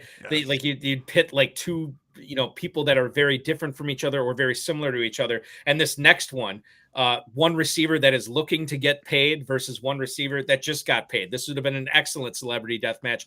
Brandon Aiyuk or Jaylen Waddle. What's interesting about these players right now, if we look at the fantasy mojo on these guys, Aiyuk has a 307 ADP. Jaylen Waddle, 307 ADP as well. So these guys, despite one being in mandatory minicamp and the other guy's not, who would you rather draft this year at this point between Aiyuk and Waddle? Do we think Deebo is getting traded? Like, do we think there's going to be that fracture moment where all of a sudden Aiyuk walks into having a clear, larger target share. It's interesting because this is one of those times where this is why I love best ball, because you actually are put to this test. And I'll be honest, I don't have any Aiyuk. I do have some Waddle. And I think the reason it's easy to talk yourself into Waddle, this offense makes it so easy. If Tyreek Hill misses a couple games, you add a couple spike weeks in there, Jaylen Waddle could go nuclear and very easy be worth a first round pick or an early second round pick. The Aiyuk scenario, even if he hits his ceiling, it's very hard for me to see him going past where he's being drafted. And to me, that makes it a pretty easy conversation. Give me Jaylen Waddle. So you like Waddle there, which I think makes perfect sense. I normally I'd say like I like drafting the unknown, right? And we'll get into the Deebo Samuel aspect of this in a little bit, but I like drafting a player like Aiyuk, who I think has his value unfairly depressed right now. Deebo Samuel to a certain extent as well, because there are these whispers, to your point, about one of these guys potentially being traded, right? And they drafted Ricky Pearsall in the first round too. I really, and listen, as good as John Lynch and that Niners front office has been, they also screwed up the whole Trey Lance thing as well. And I think a lot of times we give them a free pass because they've been so good at everything else. It would be weird for me to say, yeah, they're going to trade Aiyuk or Deebo Samuel for 2025 draft capital, because I don't think it'd be a player for player situation. So I think when it comes down to it, Aiyuk and Samuel are going to stay put. I do think Aiyuk doesn't have any leverage, so he's going to report. Now, whether this comes at the cost of not being in football shape and he has some soft tissue injury, I don't know. I don't like to predict that kind of stuff, but certainly it's out there. So I think I would say Waddle, but then this next one, the celebrity death match, the guy who did get traded versus the guy who could get traded but hasn't yet. Stefon Diggs, now a Houston Texan, or Deebo Samuel, as of right now, still a San Francisco 49er. When we look at the ADPs for these guys, both going at the 404 early fourth round of Fantasy Pros championship drafts. Do you have any strong feelings between Diggs and Samuel right now, Ryan? Similar thing. I do like Deebo here more than Aiyuk where he's going. That being said, Diggs all day. I'm a huge Diggs fan, and I'm not buying into there's something wrong, off the field stuff that's going to be a problem here. There may be a lot of mouths to feed here, and I'm not thinking he's going to get 30% target share or anything crazy like that, but I love the upside in this offense. And I love what Steph Diggs still was very recently, which is an alpha receiver. I understand his numbers kind of went the wrong way up there in Buffalo, but it also seemed like there was more to the story than just Steph Diggs. Yeah. And it seemed like, if anything, Steph Diggs was kind of resistant to whatever changes McDermott was forcing on the offense. And we saw there were coaches fired, like a lot of drama up there. And so for Diggs to now go into a healthy situation where he gets to be the Brandon Aiyuk in that offense, I think it's a potentially very, very lucrative role for him. And if you're asking me, like, am I taking Nico at value, Diggs at value, or Dell at value? It's Diggs every time. Because of the track record? I think it's because I also think there could just be some implicit pressure on the coaching staff to get him involved. I think you go out and get him with this kind of move because you have plans for him. And as good as Nico Collins is, I think Steph Diggs could end up being used a little bit more in the offense. I also love drafting the proven player coming off a down year, right? And that's what Diggs is. And now he gets a fresh start too. This chip is on his shoulder, right? Chip on his shoulder, and it's a put up or shut up here because he had the rest of his contract voided, I assume, as a negotiated thing. That now Diggs, if he puts up a big year, he's going to get paid, and he'll get paid by some place that he wants to go to as well. Amari Cooper or George Pickens is next on the list here, Ryan. We have Amari Cooper in Cleveland, again, catching passes from not Joe Flacco now. Now Deshaun Watson is back for now, but they do have Jameis Winston behind him, which I think is interesting as well. And then George Pickens, a player that had to contend with Deontay Johnson last year. He won't have to do that this year. Roman Wilson, they did draft, did the Steelers this year as well. But Pickens should be the guy. Cooper is still the guy in Cleveland as well. I like him a whole lot more than Jerry Jeudy. 504 are their ADPs for these guys. Which one would you rather draft? I love both these guys. I do think the upside for Cooper is just so. Even though I hate Deshaun Watson, I do love Jameis. That's a fun piece there.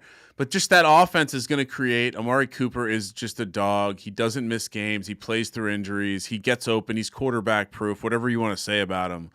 And George Pickens is playing in an offense that Arthur Smith is in charge of. So I think George Pickens is a great prospect. I think he potential alpha receiver. It's just hard in this either or. I got to take Cooper because I think he's just going to have so much more opportunity. Let's talk about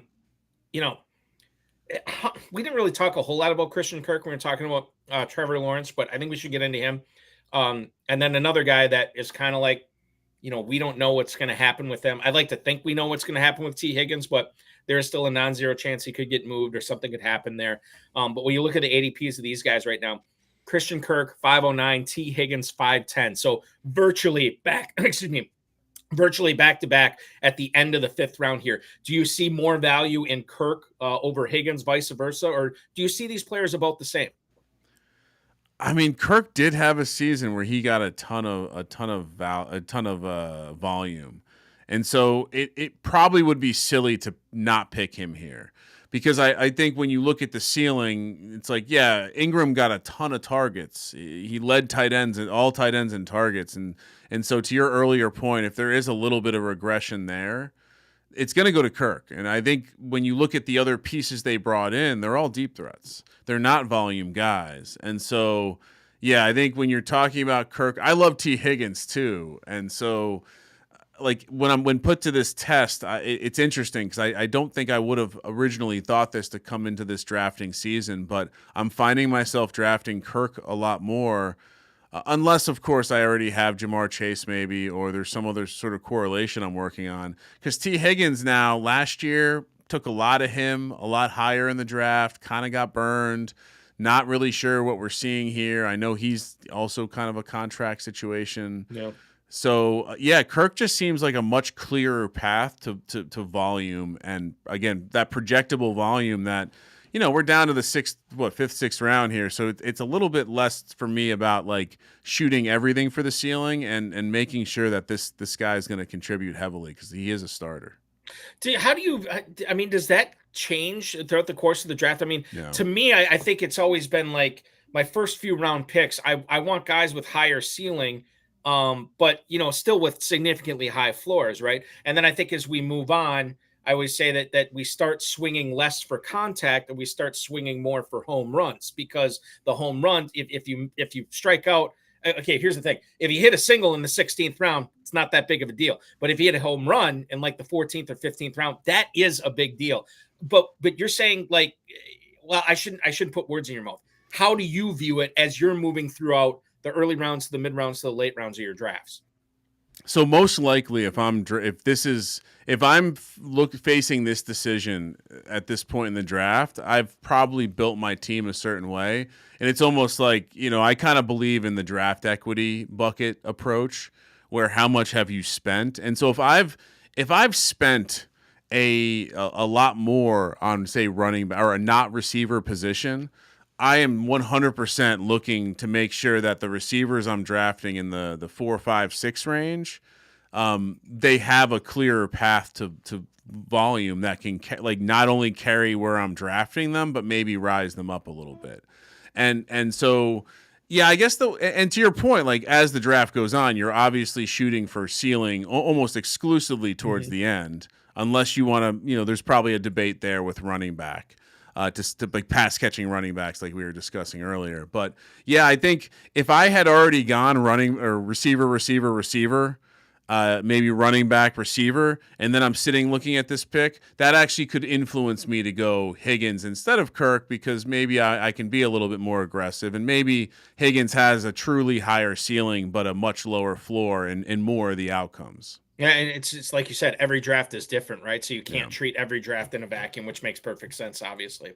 Okay, where were we here? Oh, yeah, 2 receivers that are in brand new teams this year. Deontay Johnson, formerly of Pittsburgh, now in Carolina. Calvin Ridley, formerly of Jacksonville by way of Atlanta, and now he is in Tennessee this year. We look at these ADPs: wide receiver 35 for Ridley at the 6'11", Deontay Johnson, wide receiver 36 at the 701. Again, almost back-to-back. You can make the case that these are similar players, but the one thing that they do have in common, new quarterback, new offense, new OC, new head coach, new team, new everything this year. And this is always tricky for fantasy, right? Because we know the player they used to be, but now, Ryan, we have to figure out the player they're going to be and the fantasy points they're going to be putting up. Who would you rather pick between Johnson and Ridley this year? I mean, the story about Deontay Johnson getting to Carolina and having dinner with Canales and not knowing he was the head coach is otherworldly. It makes you think we have another situation where Tomlin keeps a very, very tight locker room.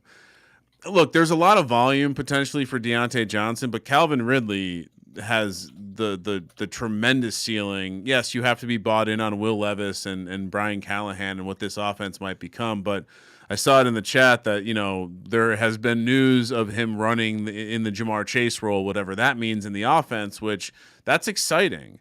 And Tennessee is another one of these teams that I am strangely interested in this year. I think they have reinforced their team in a way where they want to find out what they have in Will Levis. Bringing in Calvin Ridley, you have the Pollard Spears backfield.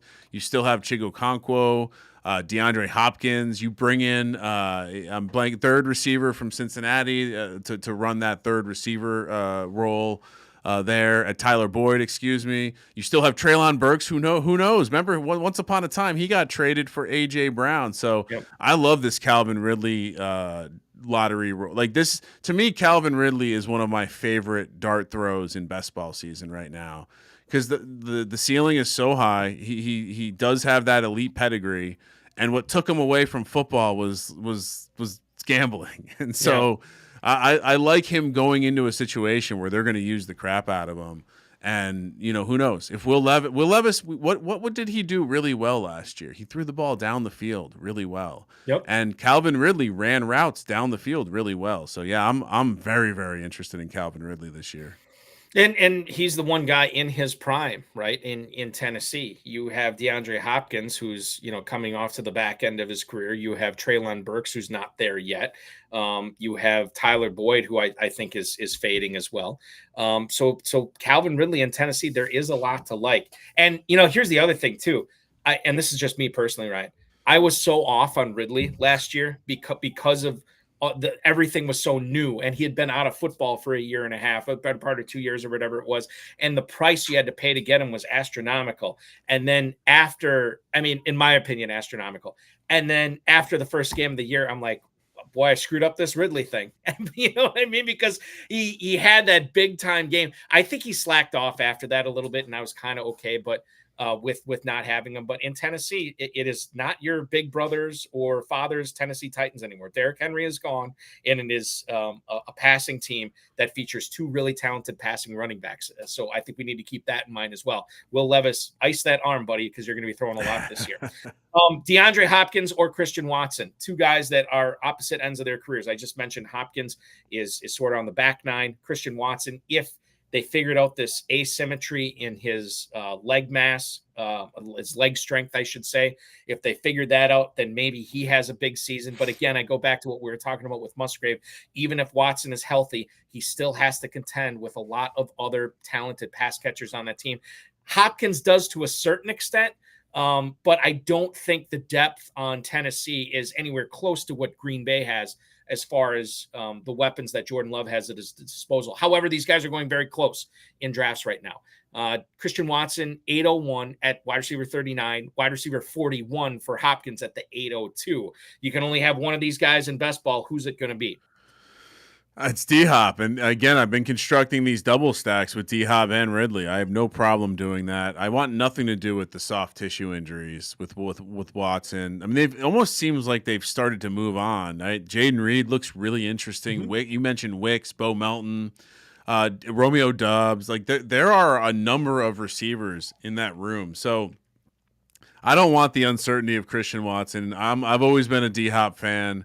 Again, if this team is clicking, and by the way, their defense should be bad. So it's a perfect recipe for a team that's going to sling the ball a bunch. And D-Hop was also catching some of those deep shots last year. He had some relevant DFS weeks down the stretch with Will Levis. So again, excited for this Titans team. Strangely bullish on the Titans of the AFC South. Yeah, well, it happens, man. Like the Titans, as the summer goes on, especially when training camps get going, I think there's going to be a lot of people that are sort of waking up to what the Titans offense is this year and like, oh my goodness, this is not at all what I remember. This is totally different. And then we could see some spikes in ADP. I don't know how significant they're going to be, but I do think a lot of these guys are going to go up for sure.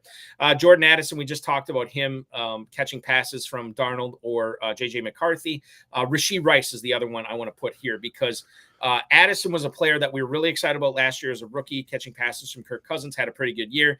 Now he has a new quarterback. Rashee Rice is the same quarterback, but we do have the suspension angle looming over him as well. Xavier Worthy, now Kansas City Chief as well. So your thoughts, Jordan Addison versus Rashee Rice. And I'm trying to see where these guys are going right now. Addison is at the 809 and Rice has fallen to the 806. So 806 versus 809, basically back to back. Your thoughts here? And, breaking news, Hollywood Brown was sitting courtside with Patrick Mahomes. So I don't know if that's something we factor in as well. Right. Yeah, I don't know. Rashee Rice is tough because the suspension is going to be material. It's hard to draft a guy, even in the 8th round, when you know they're going to miss 4, 6, whatever that suspension looks like. So I'm going Addison, and I think I'm bullish on this offense. I think we've seen and we can trust the Vikings to produce some level of offense regardless of the quarterback. And I think their defense is set up for some regression backwards. They lost some of the pass rushers. That's a key element to the Flores defense. And so if that, green secondary is exposed a little bit, they're just like the Titans. They're a team that could be in a lot of shootouts. They play inside, a lot of positive things for a fantasy perspective. So I would certainly take a stab on Addison. We saw some of it last year, but it's only been a couple of years. But we forget he was one of the first splashy NIL guys when he moved to USC for that big $3 million deal. And so I think him being a clean number 2.5 when Hawkinson comes back, a lot of opportunity there. I'm certainly going to grab him. The next two players I want to talk about. One was a highly touted rookie receiver last year, first rookie receiver off the board in the NFL draft. And then a guy who, I don't know how high he would have been drafted had he not torn his ACL for Alabama in his final collegiate game. But that's Jameson Williams and Jackson Smith-Njigba. Now, you have Williams contending for targets. Best case scenario, that dude is probably number 4 on his team, behind Laporta, St. Brown, and Gibbs.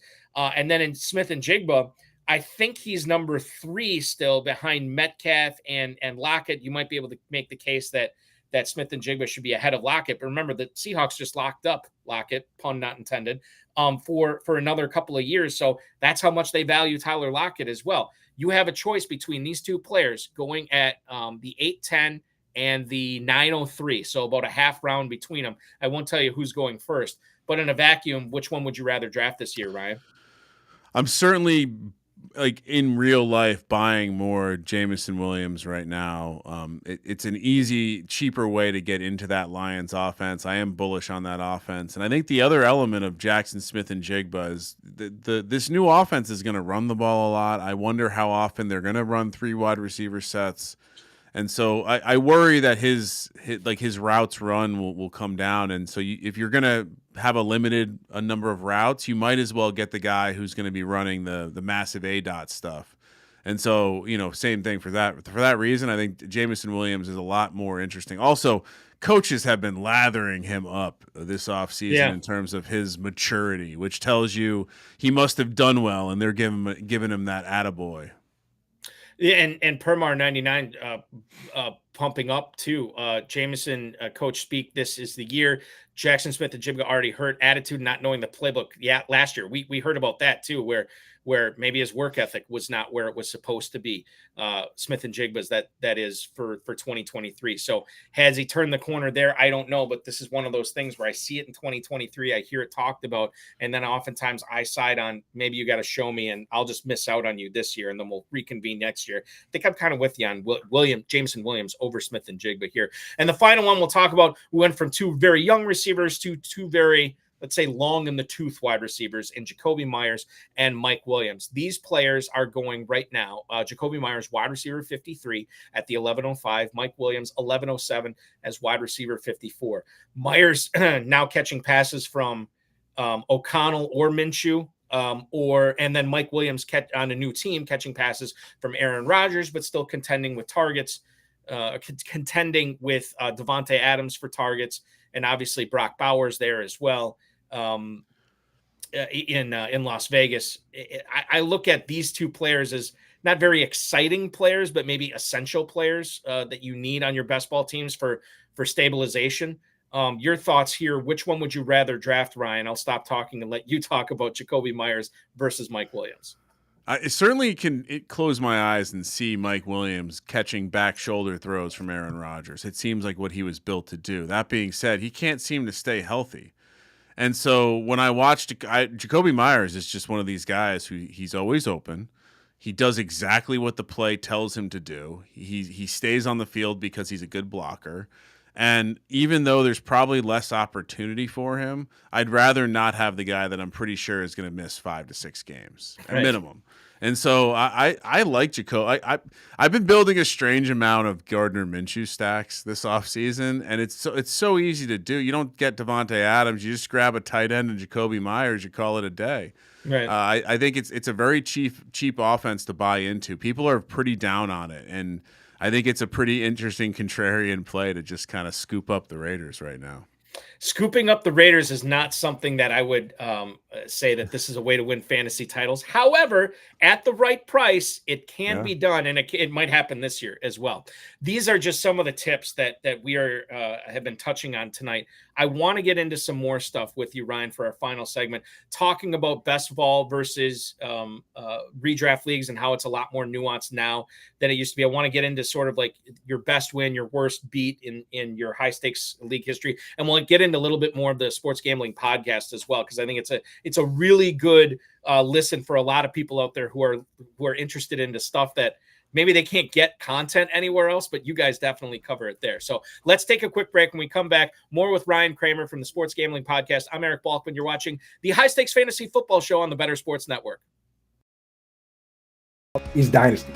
And the place to play is myffpc.com. Go to myffpc, use promo code COOP. They'll give you $25 when you deposit $35 or more. Now is the time to get in there and get set up with a startup draft. Now is the time, now that the rookies and everyone are set, because you can go in and you can start the draft and, you draft your Justin Jeffersons and Jamar Chases. And now that we know where the rookies are and where they're landing, you get going on that. So you want to try and set a startup draft for this week coming up if you're not involved yet. So go get involved. Use the QR code here or use the promo code that's in the link in the description here and get yourself going on Dynasty so you can really enjoy these players and draft the players you believe in. If you like Michael Penix Jr., you got to play Dynasty because you got to wait for him, but the payoff is big. And same with like Pearsall and Jackson Smith and Jigba and all these guys. Get in and do that. And I'll tell you what, the orphan leagues over there that we've been talking about, those all got bought up. They're actually all sold. People from this show I know took over a bunch of them. So right now, startups is the way to go. That's the way to rock and roll. It is startup season. Startup season and rookie draft season. That's what's up. Get set up at myffpc.com. Use promo code COOP. They'll give you $25 when you deposit $35 or more and give you a leg up. No dealing with chasing around your friends and making them pay dues and having your buddy be like, oh, dude, I got to quit the league because I got a dog and I can't pay attention no more and I don't want to do trades. Forget all that. You can play online, MyFFPC, high stakes, low stakes, whatever you want to do with experts. And if somebody leaves the league, it goes in that orphan pool and somebody picks it up. The league has never been disbanded on FFPC.com. That's directly from Eric Balkman over there. Has told me that. So that's what's up. Get set up.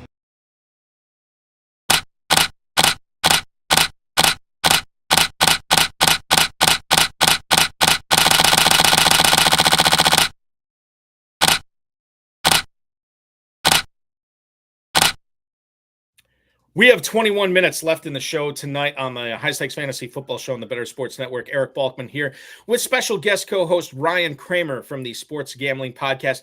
We kind of touched on this a little bit at the start of the show, but how long, has this been going on for 15 years, 15 plus years, longer than that right now? And then sort of how do you guys determine the content that you're going to cover on every episode? Yeah, 2011 is when we started doing it, and it was kind of one of these weird stories. At the time, my co-host Sean He's a stand-up comic. He was hosting a comedy podcast, again, early podcast days. And a website, one of these fantasy sports books reached out where it was like, fake betting to earn fake credits or whatever that you could trade in. And they wanted to have a show that covered the football games. And so we did it that first year. And then we're like, this was pretty fun. We should keep doing it. And to your question of 14 years later, right? And almost 2,000. We're actually going to do our 2,000th episode this upcoming week, which is pretty wild. Yeah, no, you want some advice in the game? Just don't stop. That's I've heard a couple other content creators say it, but just keep putting the podcast out. And so we've ratcheted all the way up to where we're daily. And to the question, we're kind of born a football show. Football's the king. When it's football season, we're talking football.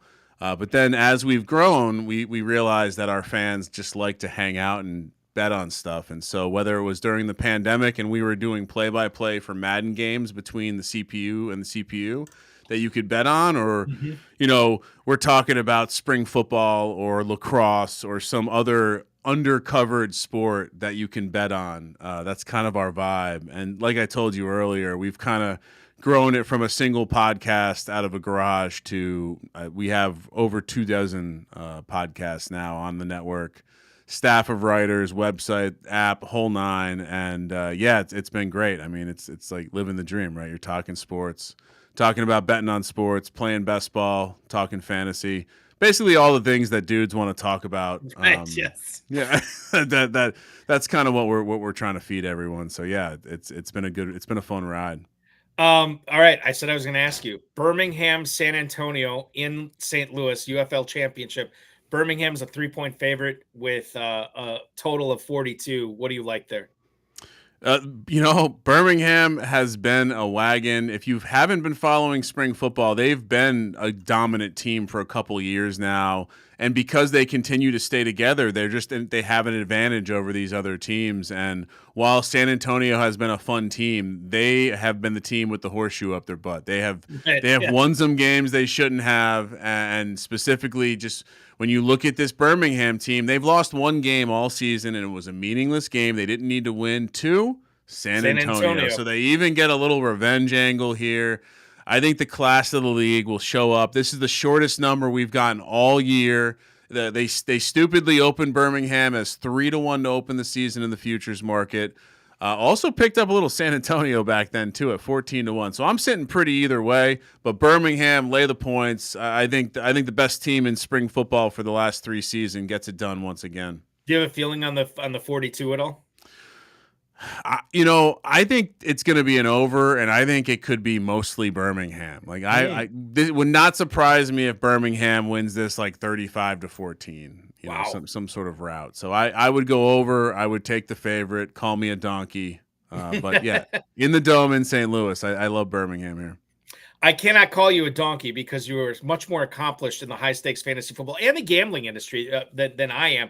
How does gambling and especially when you guys talk about all the individual lines and things that you can bet on in the off season and also during the season from a week to week basis, how much does that impact how good you can be or how good you are from a lineup setting standpoint, from a fab bidding standpoint, from sort of a winning fantasy football standpoint? Yeah. So going backwards, I think fab bidding, it's almost just it's a market that I will never understand. And really for the fab market, it's about, and I mostly am playing FFPC here when I'm referring to this. You just have to understand that the market is going to be highly volatile.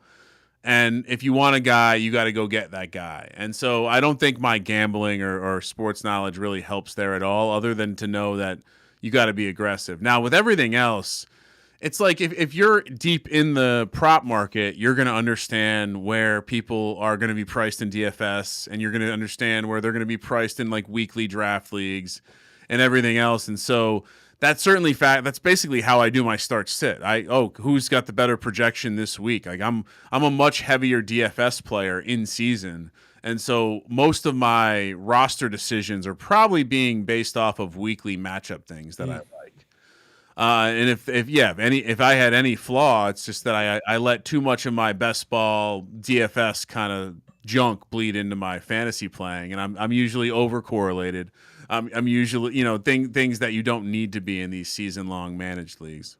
When you talk about the FFPC main event, where the money weeks are the last 3 weeks of the season, the most important weeks of the season, how much does that influence what you're doing during the drafts in June, like where we're at right now? Because like, look, I'm not getting paid until then, so I need to be looking at that, understanding at the same time teams could look radically different week 15, 16, and 17 than they do for week 1. It's interesting because I think this is where I've actually been aided with my DFS best ball brain. I think I was, early on to correlation before it became this widespread thing. And I think when you're playing for a big championship, it always made sense to me. I remember the first year I played, I looked at the rules and it was like, this is really interesting. Like, there's all this equity people are going to put in the first 12 weeks of the season or first 13 weeks of the season, regular season plus playoffs. But in reality, it has almost no impact on how much ROI you're going to have on the season. And so very early on, it was like, oh, you're playing for these weeks and these weeks alone. And so that certainly was the part that I think I've always been like understanding of and has helped me. And, most of my more serious cashes probably are 10 years ago at this point in the main event, but a lot of it was just based on that, some good correlation hitting and being right about a little thing like stacking back in 2012 wasn't a thing, like people weren't talking about it in the same way. And so and now that everyone's kind of caught up, the thing that what I've always tried to do is I try to walk away with my main event drafts that are early with 2 guys that are not going to be drafted very regularly. I want to have a different looking lineup. I want to try to people always talk about ownership in DFS context. I like to look at it from, ownership in that if a guy's not being drafted, you certainly are making a more unique lineup. Right. And especially with football this time of year, you should almost be, if you're doing a main event team, you should almost be reserving, 3 roster spots there at the end for complete lottery tickets that you'll have no harm in dropping the second you realize your decision was wrong. And because nothing worse than drafting a guy that's a 50-50 coin flip going into the season and he's going to get you those 6.3 points and you're like, yes, what do I do with this? And so, I think that's the other thing that I kind of have always had the approach of being a little bit more aggressive with the fringe roster spots. I think the other thing that I've talked, well, not the other thing, but one of the other things I've talked with a lot of high stakes players like yourself over the years is obviously the tight end premium scoring in the FFPC. I know people that have gone to bat every single year and they say people overvalue the tight ends way too much. I'm not going to fall into that trap. I'm going to draft my team and get my tight ends where I need to. Then I've also talked to people that say, unless you get an elite tight end, you are really behind the 8 ball in trying to win $1 million grand prize in the main event of the Fantasy Pros Championship. I know a lot of those people have been successful with both those strategies. I know people have been unsuccessful with both those strategies as well. Do you typically, Ryan, fall in a certain way with the tight end every year, or is every year and every draft different as far as how you attack that position? Certainly, I should probably say it's different, but I'm in the tight ends matter in the FFPC. Anecdotally here, but I've entered enough teams for it to matter. The teams that generally have done well have had the option to roll 3 tight ends out there at the end of the year, and I think the reason that the overvaluing is allowed to be paid off is because when the ceiling is hit, like Kelce, it's just an unmatched amount of points. And there's nothing you have to have that piece at the starting point in that 3-week competition if things go right. And so no, I don't have concerns about going early and on my pros versus Joe's team, which is not a tournament style. That was a stacked team where it was critical to get a good tight end. And I believe in that. I'm of the belief too in these tournaments, like you won't find me taking less than 3 tight ends, and there's a lot of my builds where I have 4 tight ends. Oh wow. Okay. All right. So yes, definitely on team tight end is Kramer centric. Ryan Kramer from the Sports Gambling Podcast. How did you guys? I'm trying to find it right now. How did you guys end up doing in the pros versus Joes last year? We won. We got all the disrespect in the Right. early season odds, and team kind of came out hot on the backs of a Jalen Hurts double stack. Some other nice pieces that worked out in there, but got a free main event team this year. Again, best ball is certainly at this point almost more of my strength than the managed. I almost play in the main event as like a novelty because it's so I love it so much, and I love the live event. Honestly, mostly I don't even really love doing the online teams. Like I'd be completely happy just doing a couple live drafts. And then of course, starting last year, I did the bare knuckle, which. That was I'll be back this year. That was fun. Good mental test. It was really gratifying to watch other people have to tap out as I continued down the path of memorizing every kicker, so I didn't screw that up. 5th place overall in the Pros versus Joes last year. You guys won your league. Congratulations there. And you actually were the 2nd highest finishing pro behind Alex Dunlap from Roster Watch. So congratulations to you guys as well. Now, for anybody who's not familiar with the Bare Knuckle Challenge, this is something that we've been putting on at Planet Hollywood at Las Vegas the last, I don't know how many years, 10 plus. It is a gauntlet, and it is I know you say it's fun. I know people who've done it say that was not fun at all. You have a 30-second clock, no cell phones, no laptops, no tablets, no paper, no pens, no nothing. You are literally at the table with your brain and nothing else, and you have 30 seconds to make a pick. You played in it last year. You enjoyed it. What was your favorite part about the bare knuckle? Was it just seeing everybody else fall when you had, I got this kicker in the back of my mind, I got this kicker, and that guy can't think of anybody? Honestly, it was. I almost just viewed it as a test. I do, a million best ball drafts in the off season. I was like, I can do this. I wanted to make sure I could do it, and it was the two big takeaways were, one, very gratifying to get through it, and I didn't have a single time where I forgot, didn't have an answer ready.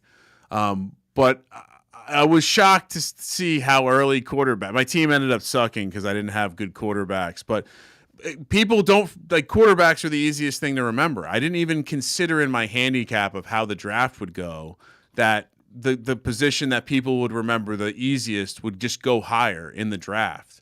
And it's almost impossible to remember every kicker. So if you're ever going to do it, flashcards work really well. Highly recommend. And just pray you don't have to take a kicker and you just completely go blank. I'm trying to find your team from last year in the bare knuckle.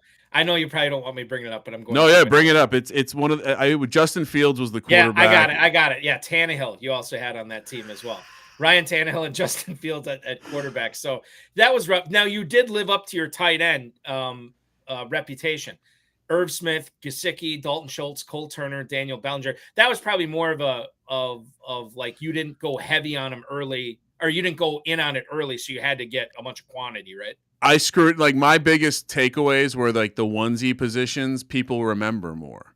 And I completely discarded the idea that not everyone would have this this weird memory bank because you've done 280 drafts to that point. And so, I could tell there were some guys that were trying to go off crisp ADP, but some people were just let me just go with my tight end now. And so the two things I didn't predict were how quick tight ends and quarterbacks would go.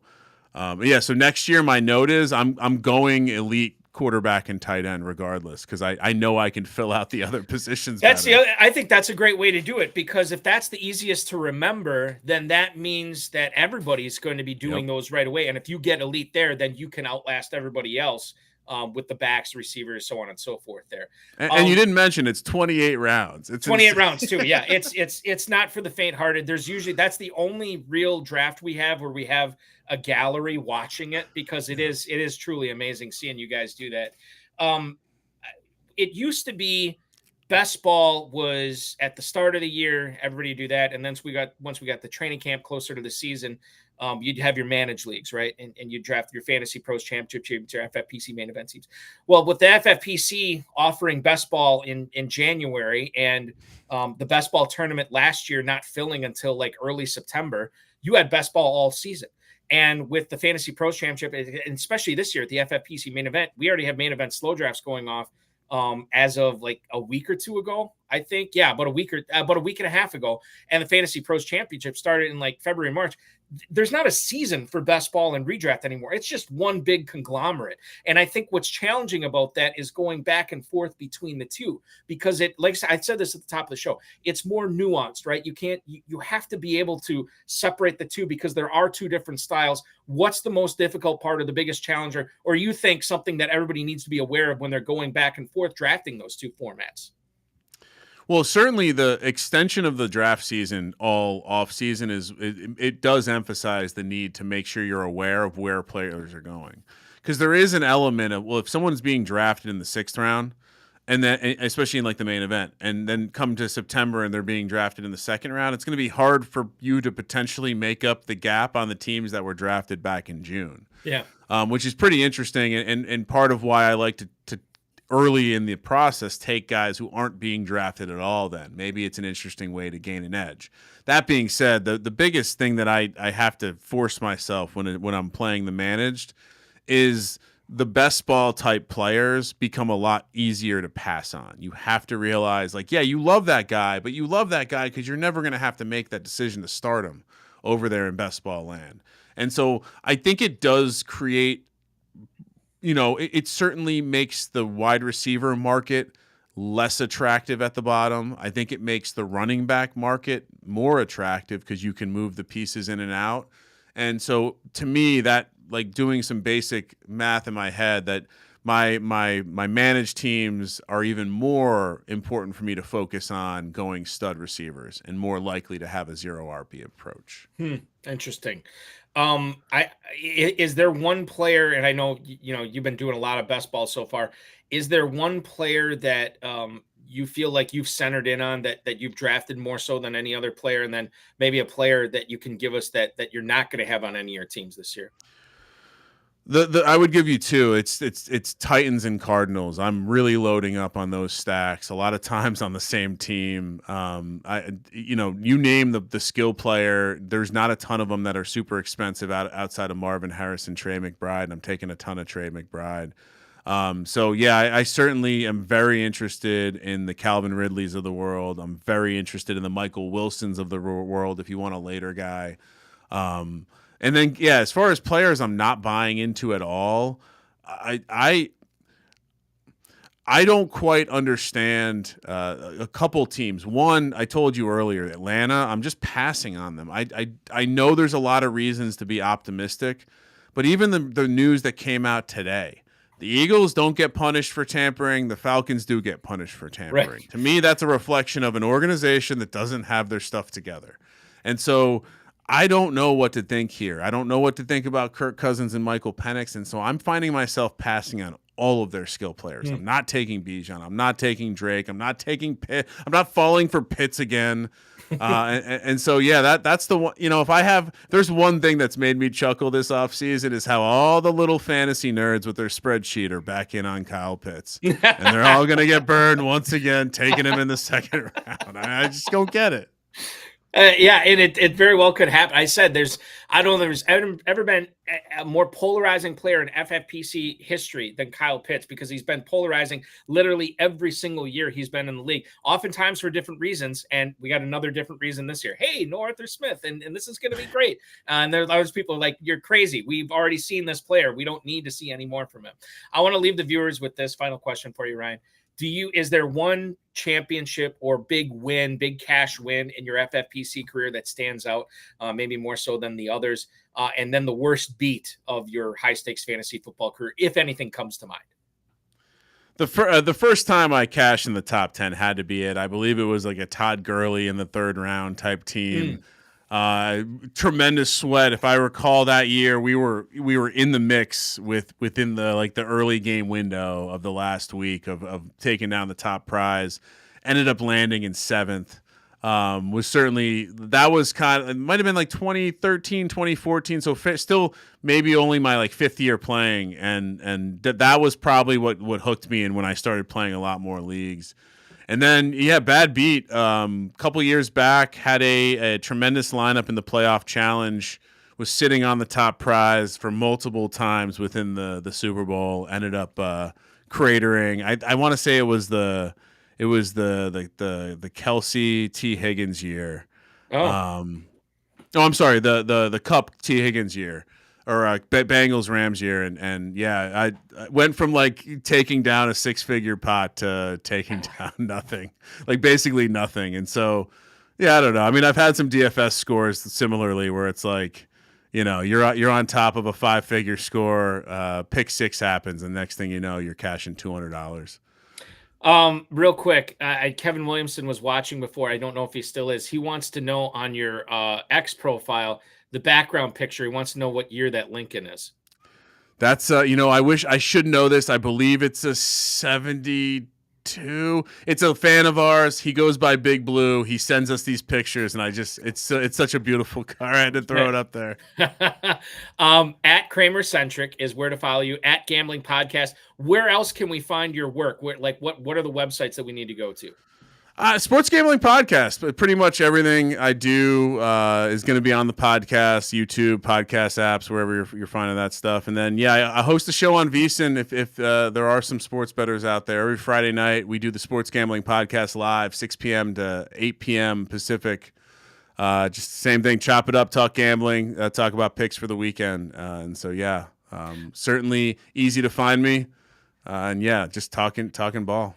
I work for a local radio station here in Northeast Wisconsin, and I was actually traveling home. It wasn't late Friday, but I was coming home from Green Bay on Friday night, and I tuned into the radio station that I have my own show on. And whose voice do I hear but yours? Because we had VSiN on, VSiN syndication on that. So that was pretty cool to hear you on that. We'll continue to listen to the Sports Gambling Podcast and watch it, obviously, on YouTube, everywhere we get podcasts as well. Ryan, this was awesome. Thank you so much. Good luck in Pros versus Joes this year. Good luck in the main event. Good luck in all your leagues, and keep bringing home that sweet, sweet digital horse money as well. Oh, appreciate you bringing it up. Thanks for having me, Eric. Absolutely. That's Ryan Kramer, ladies and gentlemen. He from the Sports Gambling Podcast. I want to thank him and Matt Deutsch, our producer tonight. Next Thursday, we are back at 7 p.m. Eastern Time. Player profilers Theo Greminger and the FFPC's Dave Terpoli are going to draft a live FFPC best ball tournament team on the program. That's going to be a lot of fun. If you're looking for action, until then, myffpc.com is where to go for the Fantasy Pros Championship, the main event, the best ball tournament, the Superflex best ball tournament, Empire, and Dynasty Leagues as well. Thanks so much for watching. For Matt Deutsch and Ryan Kramer, I'm Eric Balkman. We'll talk with you next week.